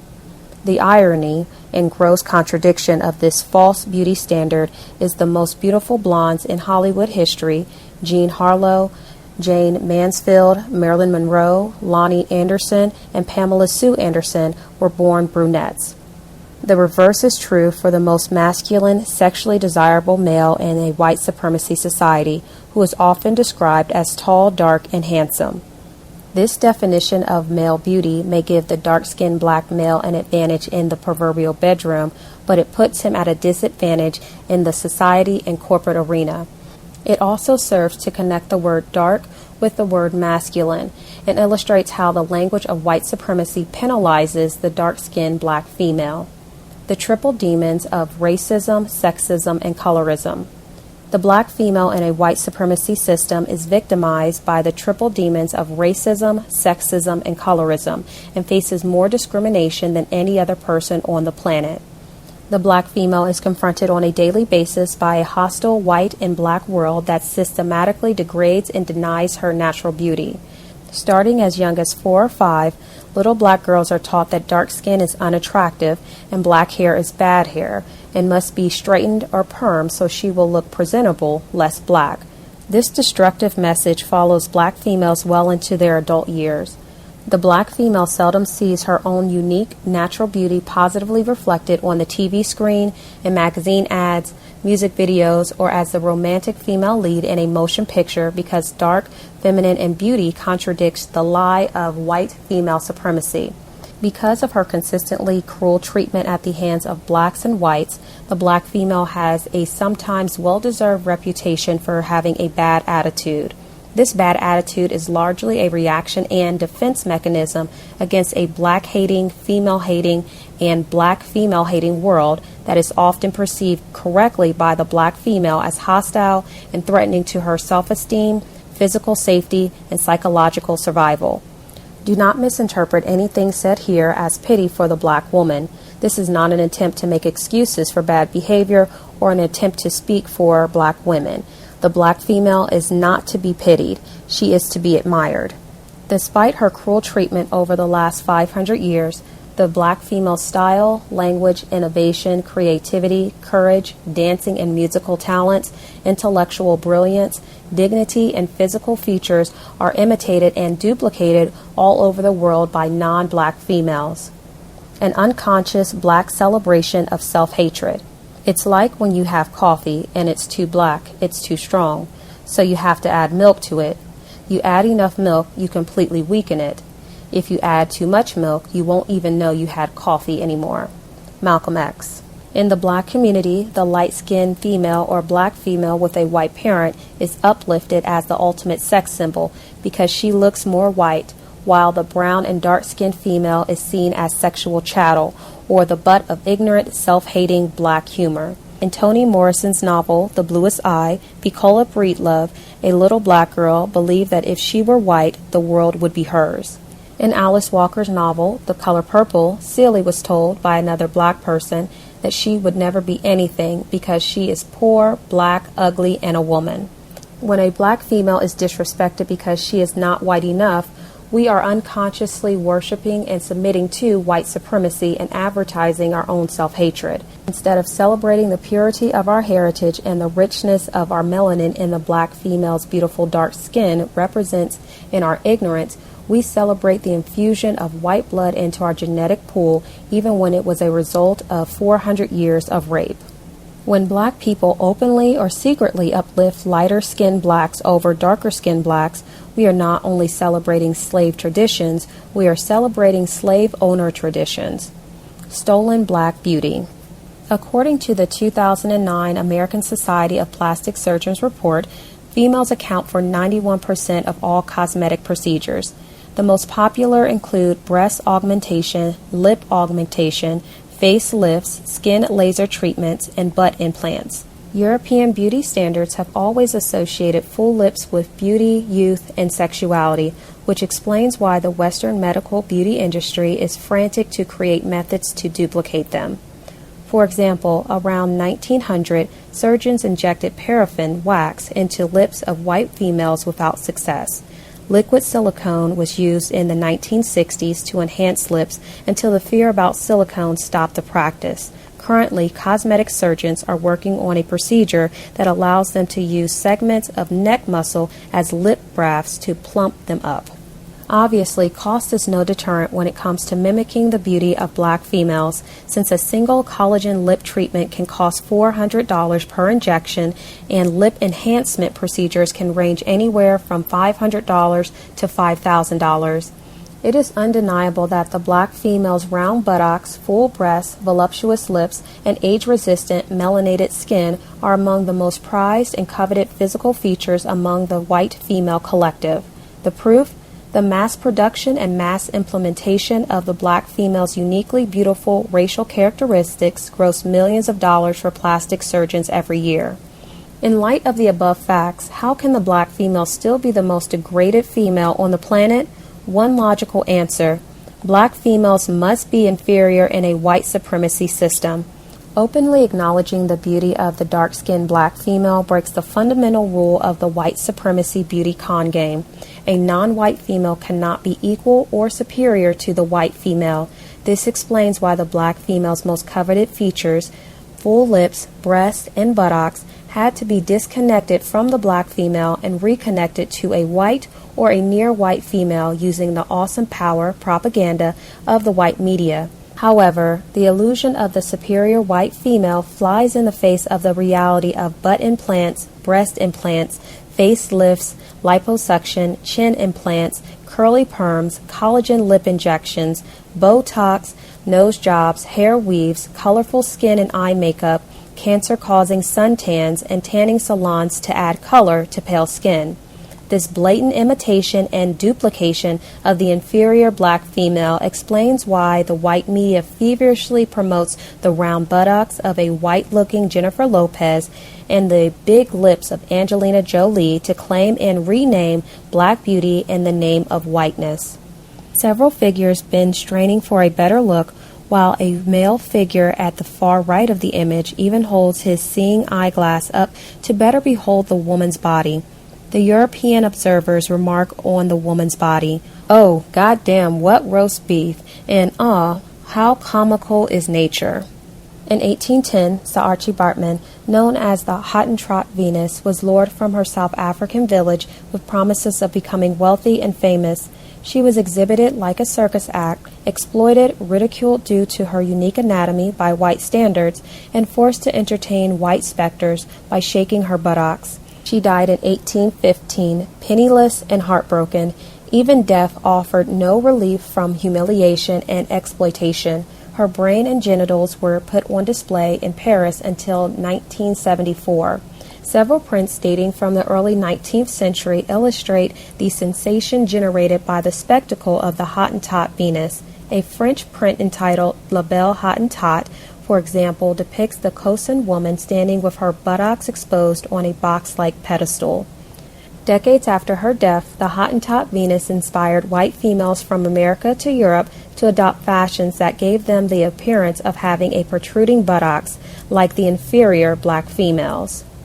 The uniquely beautiful features of the black female are still the targets of ridicule by the white media, clearly ignoring the hundreds of thousands of white females who pay thousands of dollars, risking their health and in some cases their lives, to undergo risky plastic surgery and skin tanning to look less white. Which brings to mind a critical and revealing question. If the black female is the least attractive female in a white supremacy society, why are her unique physical characteristics the most sought-after cosmetic and surgical procedures by the most attractive white female? Imitation always exposes the lie and reveals the truth. Chapter 28. Why Black Female Entertainers Must Wear Weaves That Look Like Weaves.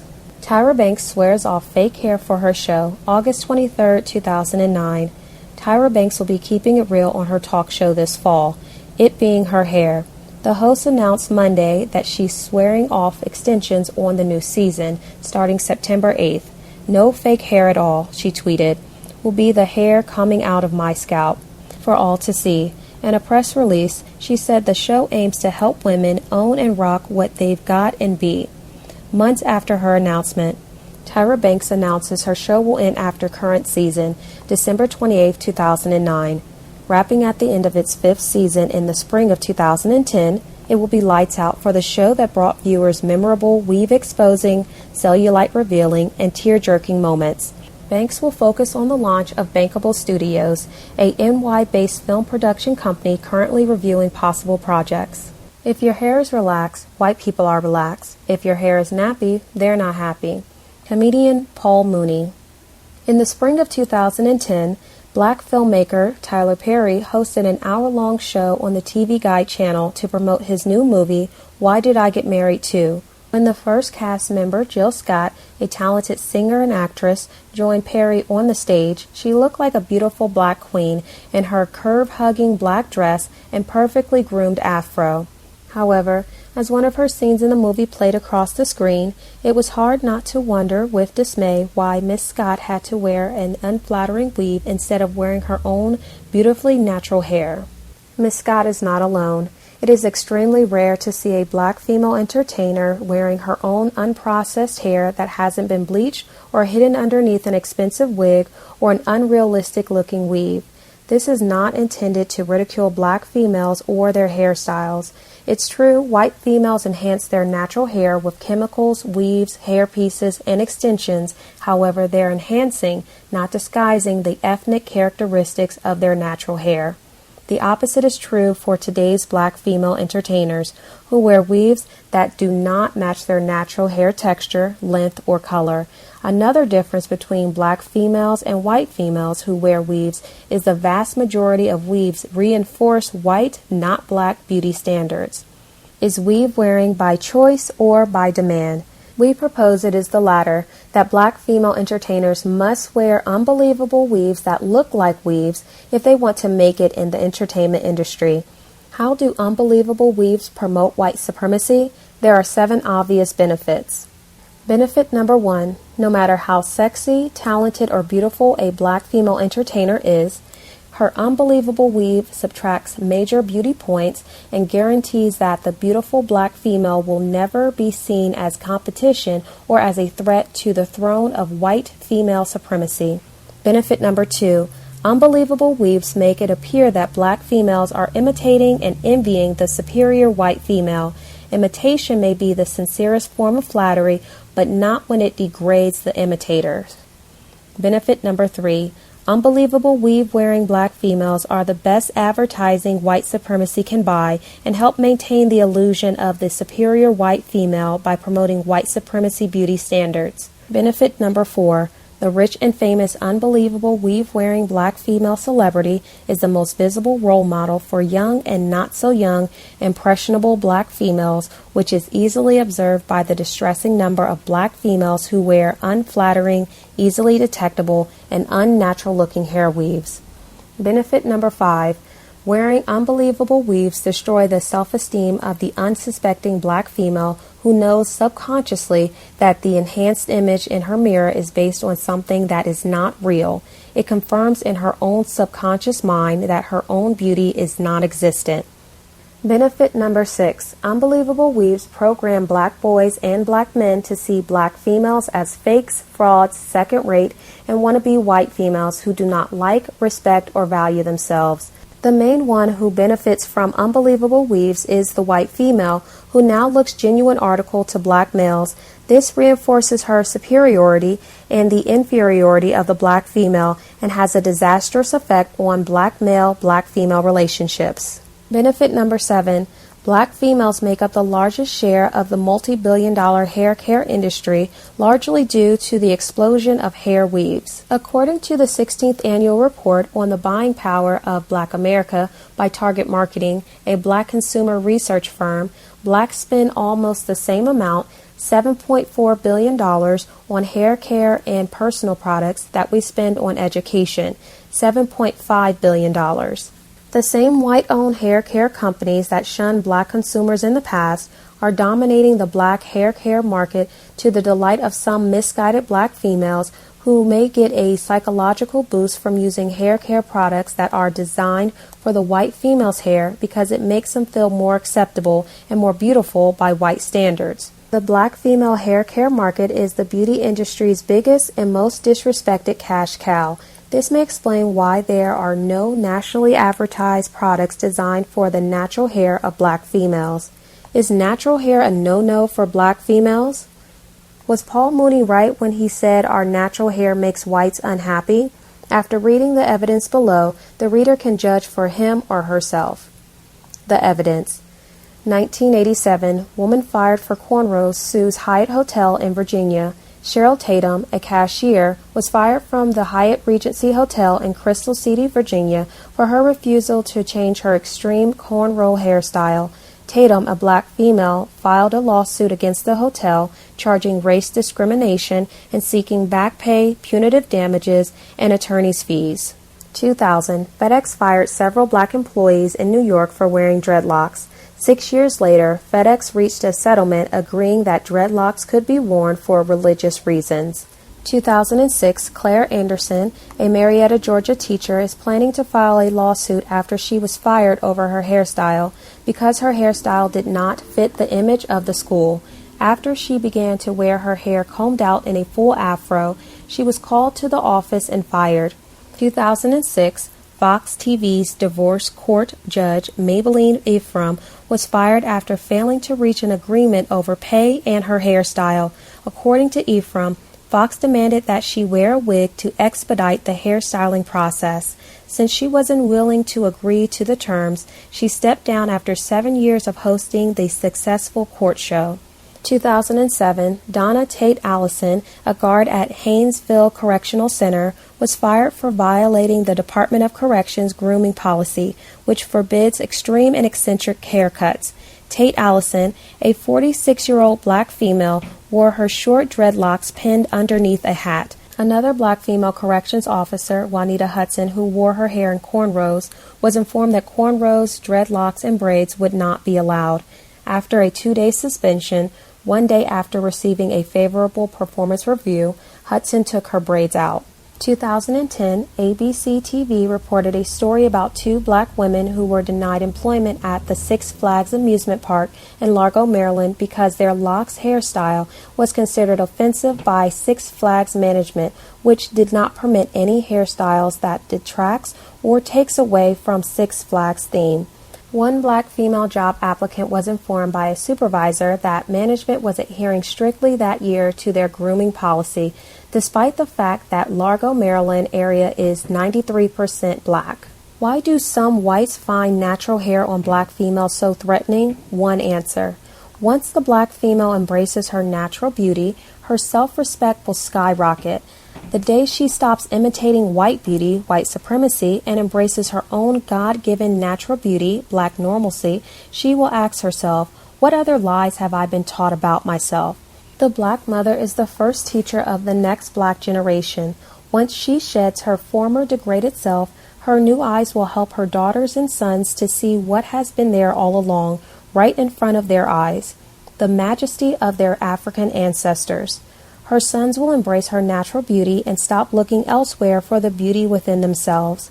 The black male will take her cue and will see the black female with new eyes, and will see his own reflection in her beauty. His self-respect, self-esteem, and sanity will skyrocket as he stops believing the lie, looking outside himself for what is right inside himself.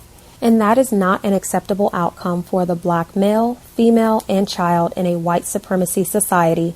Umoja. Complexions. An essay by Mark Twain, white male author of The Adventures of Tom Sawyer. Nearly all black and brown skins are beautiful, but a beautiful white skin is rare. Where dark complexions are masked, they make the whites look bleached out, unwholesome, and sometimes frankly ghastly. I could notice this as a boy down south in the slavery days before the war. The splendid black satin skin of the South African Zulus of Durban seemed to me to come very close to perfection. The white man's complexion makes no concealment. It can't. It seems to have been designed as a catch-all for everything that can damage it. Ladies have to paint it and powder it and cosmetic it and dye it with arsenic and enamel it and always be enticing it and persuading it and pestering it and fussing at it to make it beautiful, and they do not succeed. But these efforts show what they think of the natural complexion as distributed. As distributed, it needs these helps. The complexion which they try to counterfeit is one which nature restricts to the few, to the very few. To the 99 persons she gives a bad complexion, to the 100th a good one. The 100th can keep it. How long? 10 years perhaps. The advantage is with the Zulu, I think. He starts with a beautiful complexion, and it will last him through. And as for the Indian brown, firm, smooth, blemishless, pleasant, and restful to the eye, afraid of no color, harmonizing with all colors, and adding a grace to them all, I think there is no sort of chance for the average white complexion against that rich and perfect tint. Chapter 29. Straight Talk About Beauty. Civilized versus Primitive Beauty Standards. Americans and other technologically advanced societies spend billions of dollars to artificially enhance what nature did or did not give them. Body and face paint, artificially produced suntans, hair weaves, wigs, hair pieces, toupees, hair transplants, makeup, lipstick, eyeshadow, hair color, tattoos, piercings, and plastic surgery are used by millions of civilized people to make themselves more appealing to the opposite or the same sex. What then is the real difference between a woman from the Central African Sara tribe with lip plates and a white woman in Hollywood, California with breast implants, breastplates? How is the New Zealand Maori warrior with facial tattoos and body markings more primitive looking than the white male college student in Paris, France with body piercings and tattoos?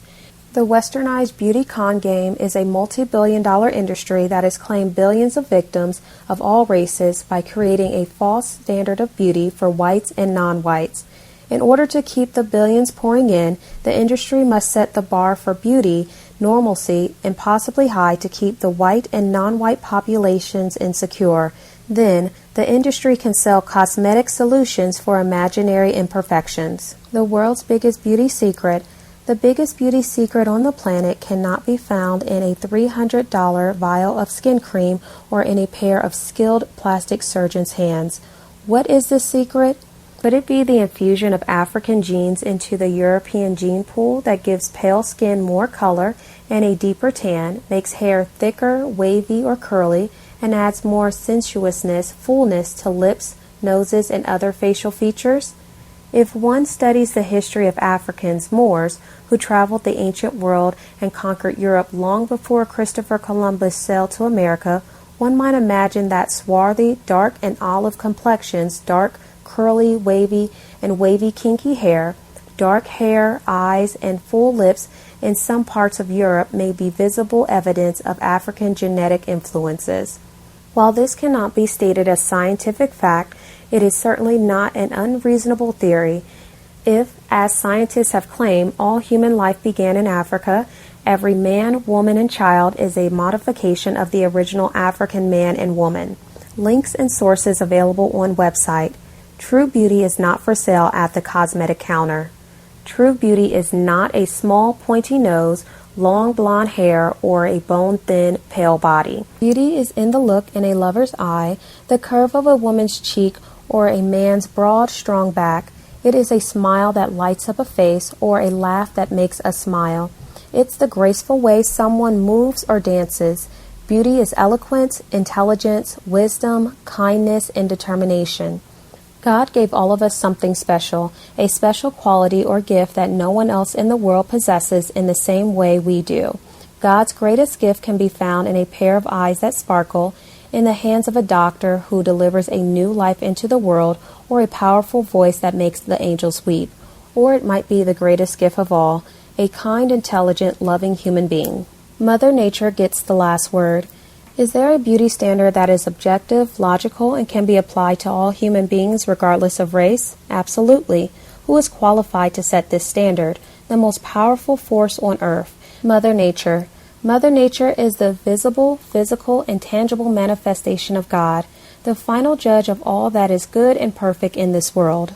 Mother Nature does not acknowledge beauty or ugliness based on artificial, man-made standards. Mother Nature does not put more value on an eye because it is blue than she does on a brown eye. Only man and woman, in their endless foolishness, put more value on superficial, useless differences than they do on the value of a human life. The shape of a nose, the color of an eye, the length of hair, or a jutting chin is a matter of taste, not proof of racial superiority. There is no functional purpose straight blonde hair has that is not also present in dark nappy hair. Is a blind blue eye superior to a brown eye with 20/20 vision? What does Mother Nature consider beautiful? A strong body, limbs without deformities, healthy skin, teeth, vitality, good vision, hearing, and speech are beautiful to nature, but the most important trait in every species is invisible to the human eye, the ability to reproduce. Yet the most fertile female on the planet, the black woman, is the most demeaned woman on the planet. Again, the question is, could the true emotion that fuels so much contempt for the fertile, full-lipped, full-hipped, curvaceous black female be envy? Mother Nature may have already answered that question. Context of White Supremacy. Pam the Great. Black Love is a revolutionary act. That will wrap it up for this week. We'll pick up next week, session 5, same time, 8 p.m. Eastern, 5 p.m. Pacific. If you have questions, comments that you would like to share, the number to dial, 641-715-3640, the code 564-943#. Press star 61 if you would like to participate. If you did not get to share at all after the first audio segment, you should definitely get your hand up right now, star 61. Do not wait until the last 5 minutes. If you didn't get to share at all, we can go ahead and get you immediately. But all of the folks who dialed in with a hand up, if you have commentary you would like to share, line should be open. Proceed.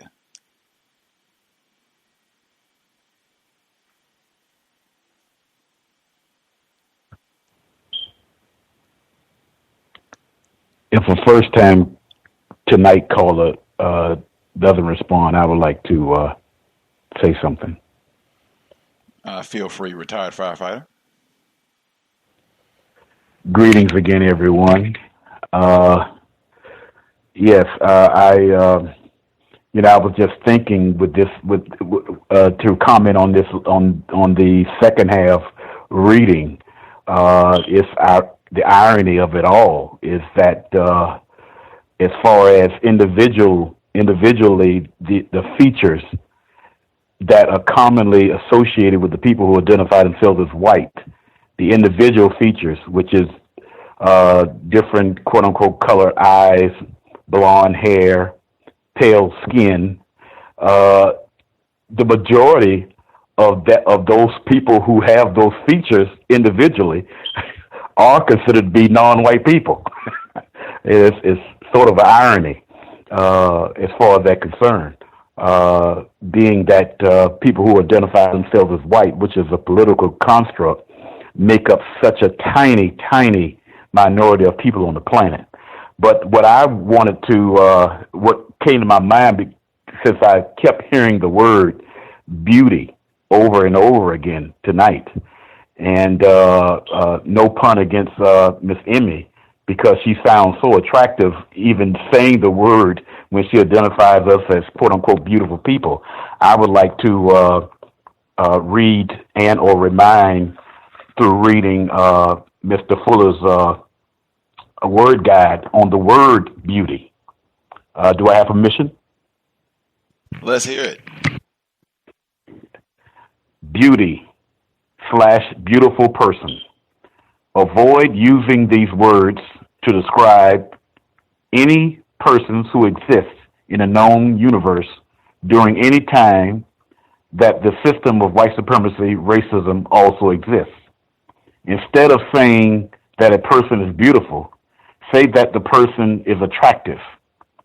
When others say that a person is beautiful, ask them to explain in detail why that person is beautiful or is a beauty. Reason. During the existence of white supremacy racism, the people of the known universe either practice or tolerate the practice of white supremacy racism.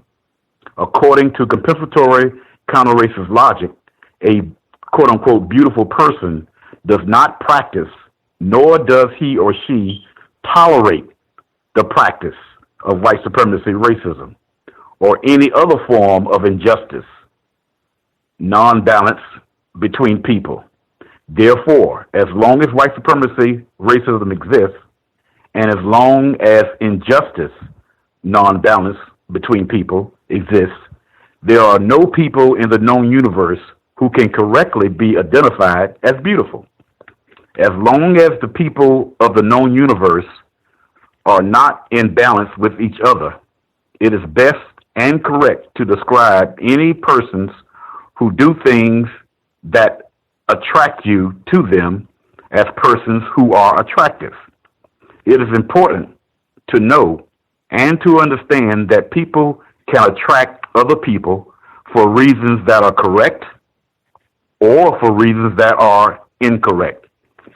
And that's the end of Mr. Fuller's recognition of the word beautiful. Thank you. Much obliged. Much obliged. How beautiful can you be? Practicing racism or being subjected to it? Other folks who dialed in, if you have questions, comments, feel free. Can I be heard? Yes, sir.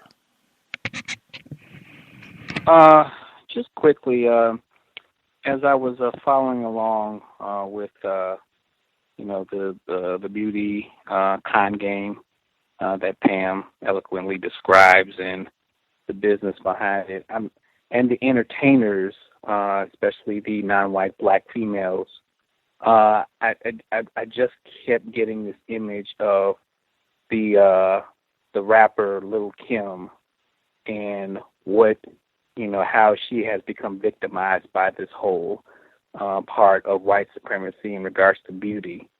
And I remember seeing a picture of her just recently, and then seeing a picture of her when she came out in the mid-'90s and how beautiful she looked when she first came out, and how, her being confused and being victimized by this whole beauty con game made her, just, what she is today. So that's all I have. I'll do my line. In my view, if you want to take, since Little Kim was the reference point, you could say she is a white identified black, or you could say she is a victim of white supremacy. In my view, the latter would be more accurate. Not that, you can say she is white identified for sure, but I do just try to caution against making that a label for a person or groups of people. Other folks who dialed in, if you have a hand up, commentary to share, line should be open. Proceed.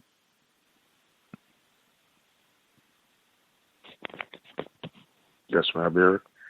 Mr. Demry 4. Okay, I just want to comment on the why black female entertainers must wear weaves that look like weaves. And you would think that if you were a producer or like Tyler Perry, you create these scenarios and you have the ability to put everything together to tell your story, that you would, have the freedom to allow your actresses or entertainers to, be themselves naturally. But that doesn't seem to be the case. And then Pam, in her way she writes, she gives 7 benefits. What is it? 7? Yeah. 7 benefits to the white supremacy system, And I just focused on benefit number 6, unbelievable. We've programmed black boys and black men to see black females as fakes, frauds, second-rate, wannabe white females who do not like, respect, or value themselves. And then I thought about Dr. Umar, and when he was going to start his school, and he wanted the black females to wear their hair natural so everybody could get used to, being natural and not, putting these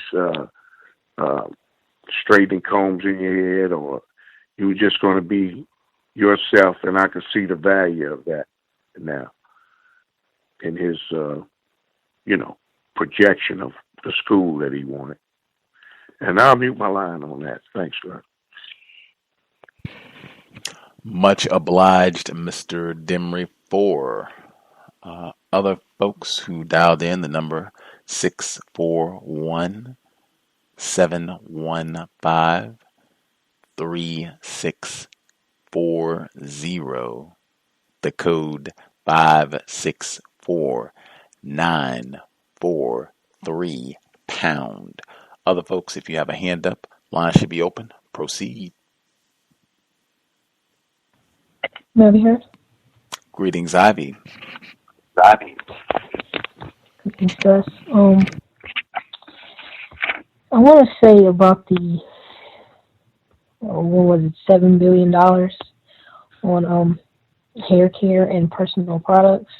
The thing about that is that that's another one of those racist stats, and I'm not accusing the authors of practicing racism, of course not. But the terrorists who put those stats out to begin with, because that's where you get them from. You get them from white people. Thing is, hair care is something that we need. You need to take care of your hair. And I think a lot of that has to do with actually us going natural, because you don't need all these products if you're just going to get a weave or, some fake hair or some added hair. I'll put it like that, some extensions. But it takes a lot more for us to take care of our natural hair.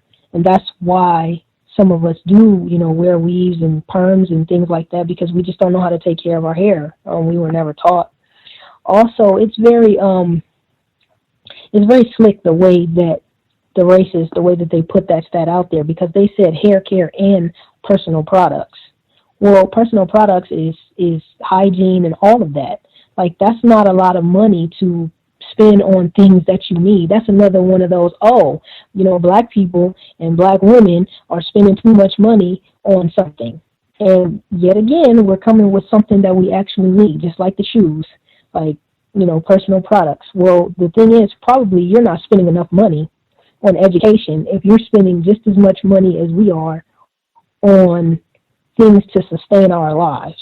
So maybe you need to spend more money on education. And that's obvious anyway, because, black people are terribly undereducated. The same is true for white people as well, but not nearly as much as us. So trying to think if there was anything else I wanted to say on that. I just to sum up, black people are not doing anything incorrect by the money that they're spending on taking care of their hair and taking care of their bodies. And white people need to spend more money on education. I'll mute my line. Thanks, everyone. Thanks, Gus. Much obliged, Ivy. Consistent, 2 days in a row, consistent. Other folks who dialed in, if you have commentary to share, line should be open. Proceed.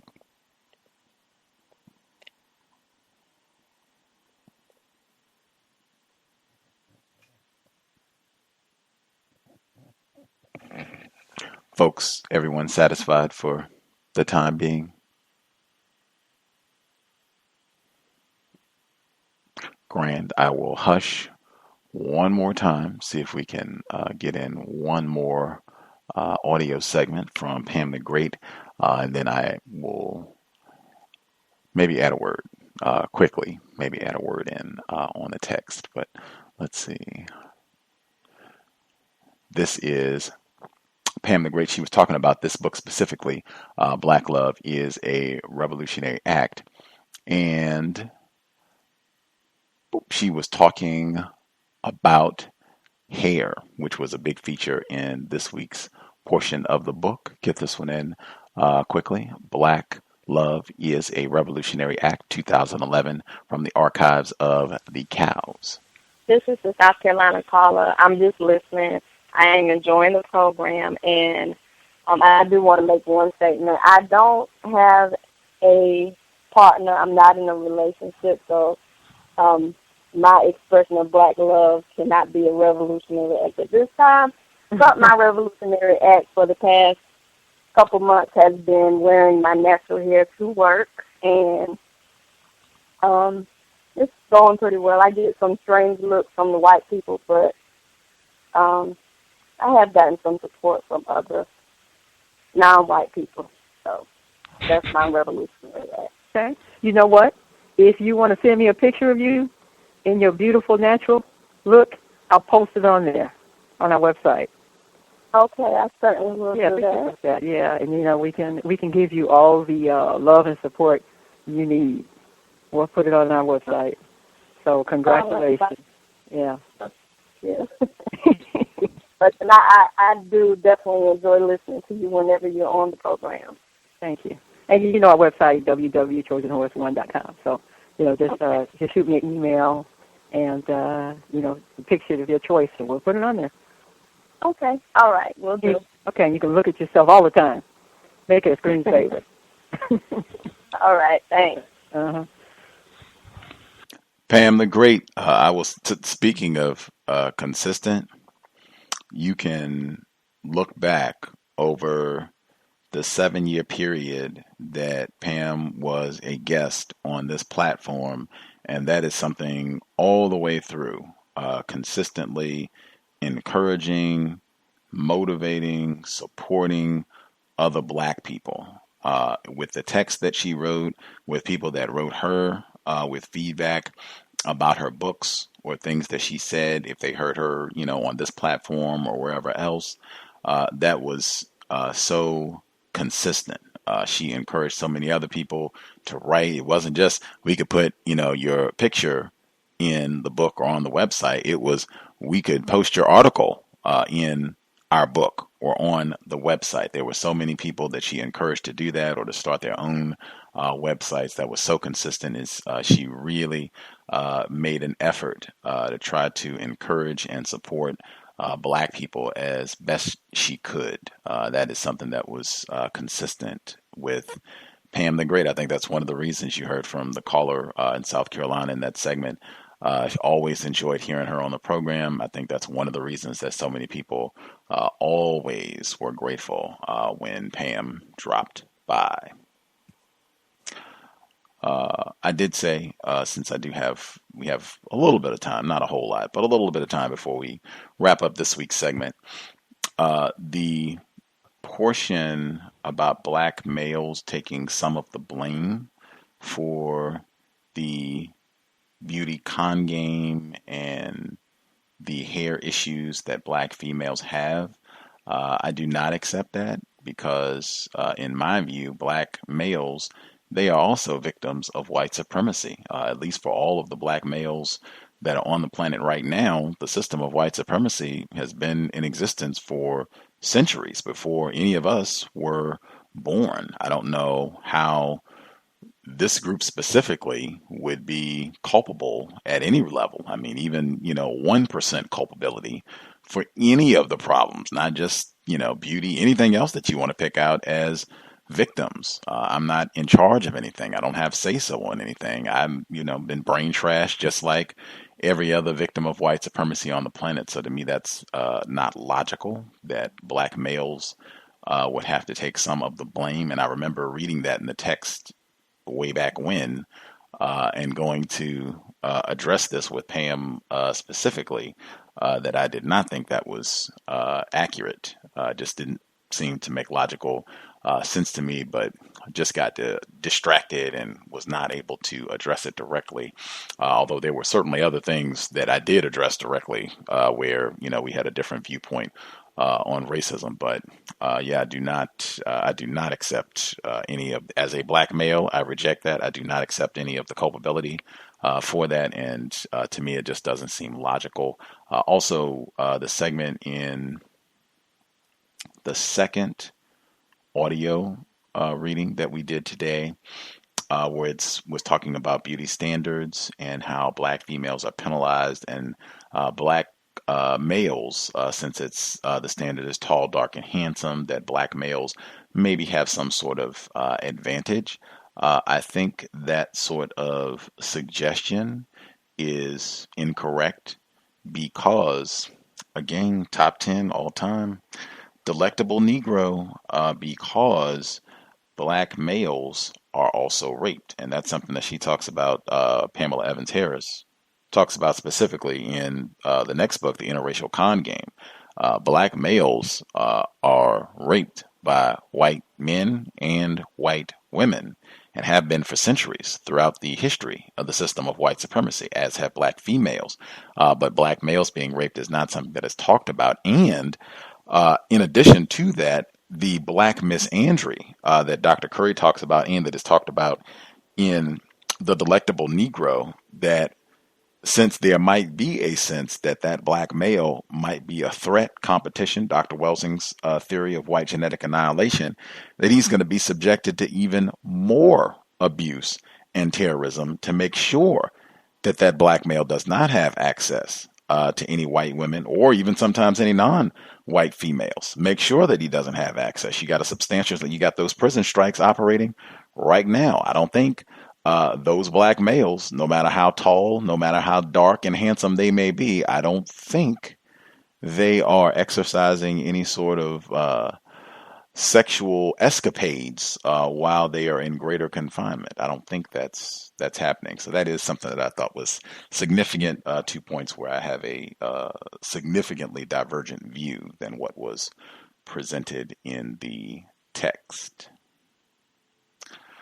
And certainly, I do not think there is a society that is dominated by males. I think all of the leaders of Black people are white. All of the leaders of Black people are white. I do not think Black males are leaders of the Black community or of black people. I do not think that at all. I don't think black males are even leaders of themselves. I do not think black people are male dominated. I think it is white supremacy dominated. I think the statistics evidence bears that out. Might be that you just got a third serving of black male privilege on the broadcast. I guess that could be possible as well. Any other folks have commentary they needed to get in? Last few. We have about 5 minutes before we get ready to conclude, so you should go ahead and speak up immediately if you have commentary or question. Yes, sir. I would just like to say that I have been attempting to further encourage non-white black females to only be concerned about their hair in the way that the Creator created it, and so therefore, every time that not every time, but a lot of times, almost on a daily basis, I compliment non-white black females on their hair. I won't do it if there is a non-white black female whose hair is not in its natural style. I won't do it because it would cause some sort of distinction between the two, and they are both equal in my opinion as victims of racist white supremacy, and I don't want to have the attempt to contribute towards solving a problem and creating more problems.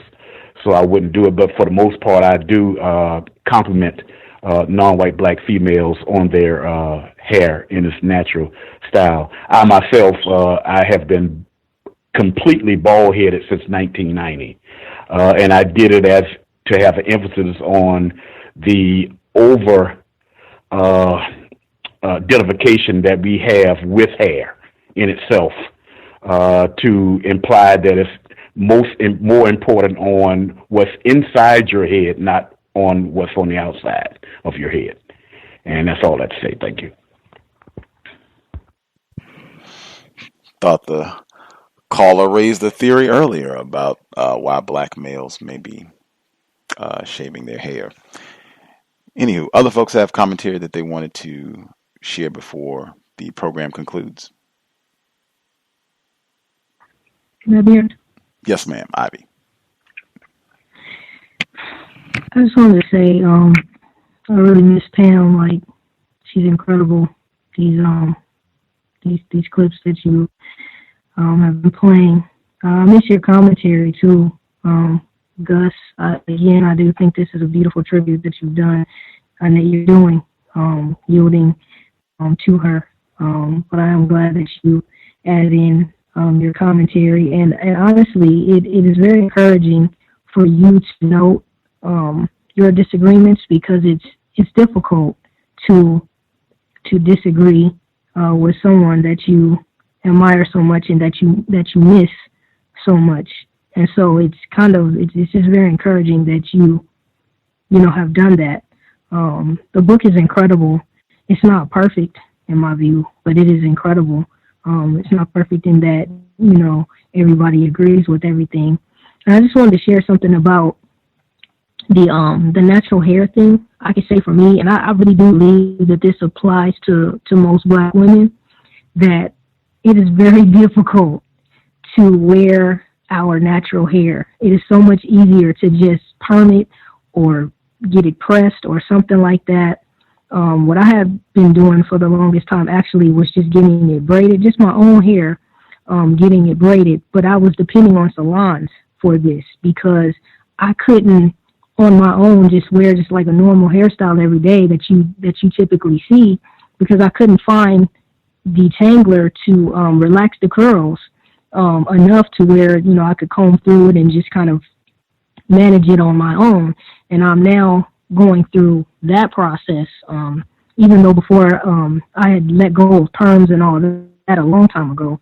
But now I'm going through the process of just not even, depending on salons. And it is just a lot of work to wear our natural hair. Like, we don't look as feminine if we cut our hair as short as men. So you guys can kind of manage your hair more, by cutting it shorter, even though you have the same texture.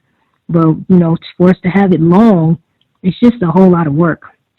So I'm glad that, this is being brought up. And that's why I made the statement. I'm almost done. That's why I made the statement earlier about us growing natural probably has a lot to do with us buying the products, because I noticed in my own experience that it just takes more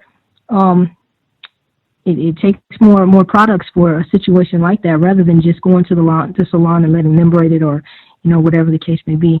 Last thing I want to say is that I just hope everyone has as great a weekend as possible under systemic white terrorism. I'll mute my line.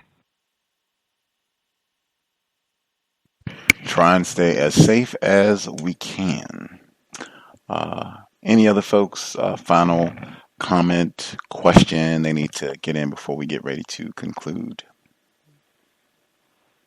Yes, I would like to comment on the employees, I guess, in Largo that were terminated because of their hairstyles, and a couple of other incidents she gave concerning, white people practicing racism against, a cultural style of hair. But that very thing is still going on, because I know that within the last couple of years that a young man was suspended from school. He was elementary, and because of the way his hair looked. And another incident that crossed my mind. But I was working with a fellow that they was telling him that if he changed his hairstyle, that he would be put on in a permanent position. So it's still doing that. It may not be, outright out in the open, but that type of mistreatment is still going on today. I'll mute my line. Thanks, Gus. Much obliged, Mr. Demery, for taking a glance. We will conclude there. We've done our full 3 hours. We will resume next Friday. Pam the Great, Black Love is a revolutionary act. Hopefully the iTunes problem will be corrected soon, so that all of the more recent archives will be available there. But in the meantime, the archives are current at Black Talk Radio Network. They are current at SoundCloud, where all of the book study sessions for Black Love as a Revolutionary Act are posted. We'll get the one for today there as well. But they're also at YouTube, courtesy of Mr. Fox. Great work across the pond in the UK getting the content uploaded. So the material is available, and I will post it. You can share. That's one way you can invest. Share the links to make sure people are not thinking, oh, Gus is slacking. Ivy was right. Got that yoga certification and he bailed on us. He's not even doing the programs anymore. They're not uploaded to iTunes. That is not the case. We are rolling right along. There's just what I suspect racist interference that is disrupting the upload of the archives at iTunes specifically, but they are available at the other locations. If you have questions, gripes, confusion about that, or anything else, untiljustice@gmail.com, untiljustice@gmail.com. With that, we will call it a Friday evening. I hope folks will remain safe, constructive as we transition into autumn. The seasons generally hit me kind of hard, so I'm trying to smooth out the transition as best I can. In that spirit, sobriety would be best under conditions of systemic white terrorism. War is being waged against us. I think it would behoove us to be thinking clearly so that we can make phenomenal decisions, try to keep ourselves as safe as possible, in addition to being sober. Each and every time that we get in a vehicle, driver or passenger, let's be buckled up. Let's do all that we can to minimize contact with race soldiers, badge or no. That's it. Creator, we ask that you help us remain patient with other black people, victims of white supremacy. We ask that you help us remain patient with ourselves. Remind us to demonstrate the highest levels of black self-respect at all times, in all places, each and every time we are in contact with another black person. It has been time. Replace white supremacy with justice immediately. Cal signing out. Thanks all for tuning in. Nigga, you so brainwashed. I'm a victim, brother. Problem. You're a victim. Yeah. I'm a victim of 400 years of conditioning. Shut up. The man has programmed my conditioning. Mm-hmm. Even my conditioning has been conditioned. Yeah.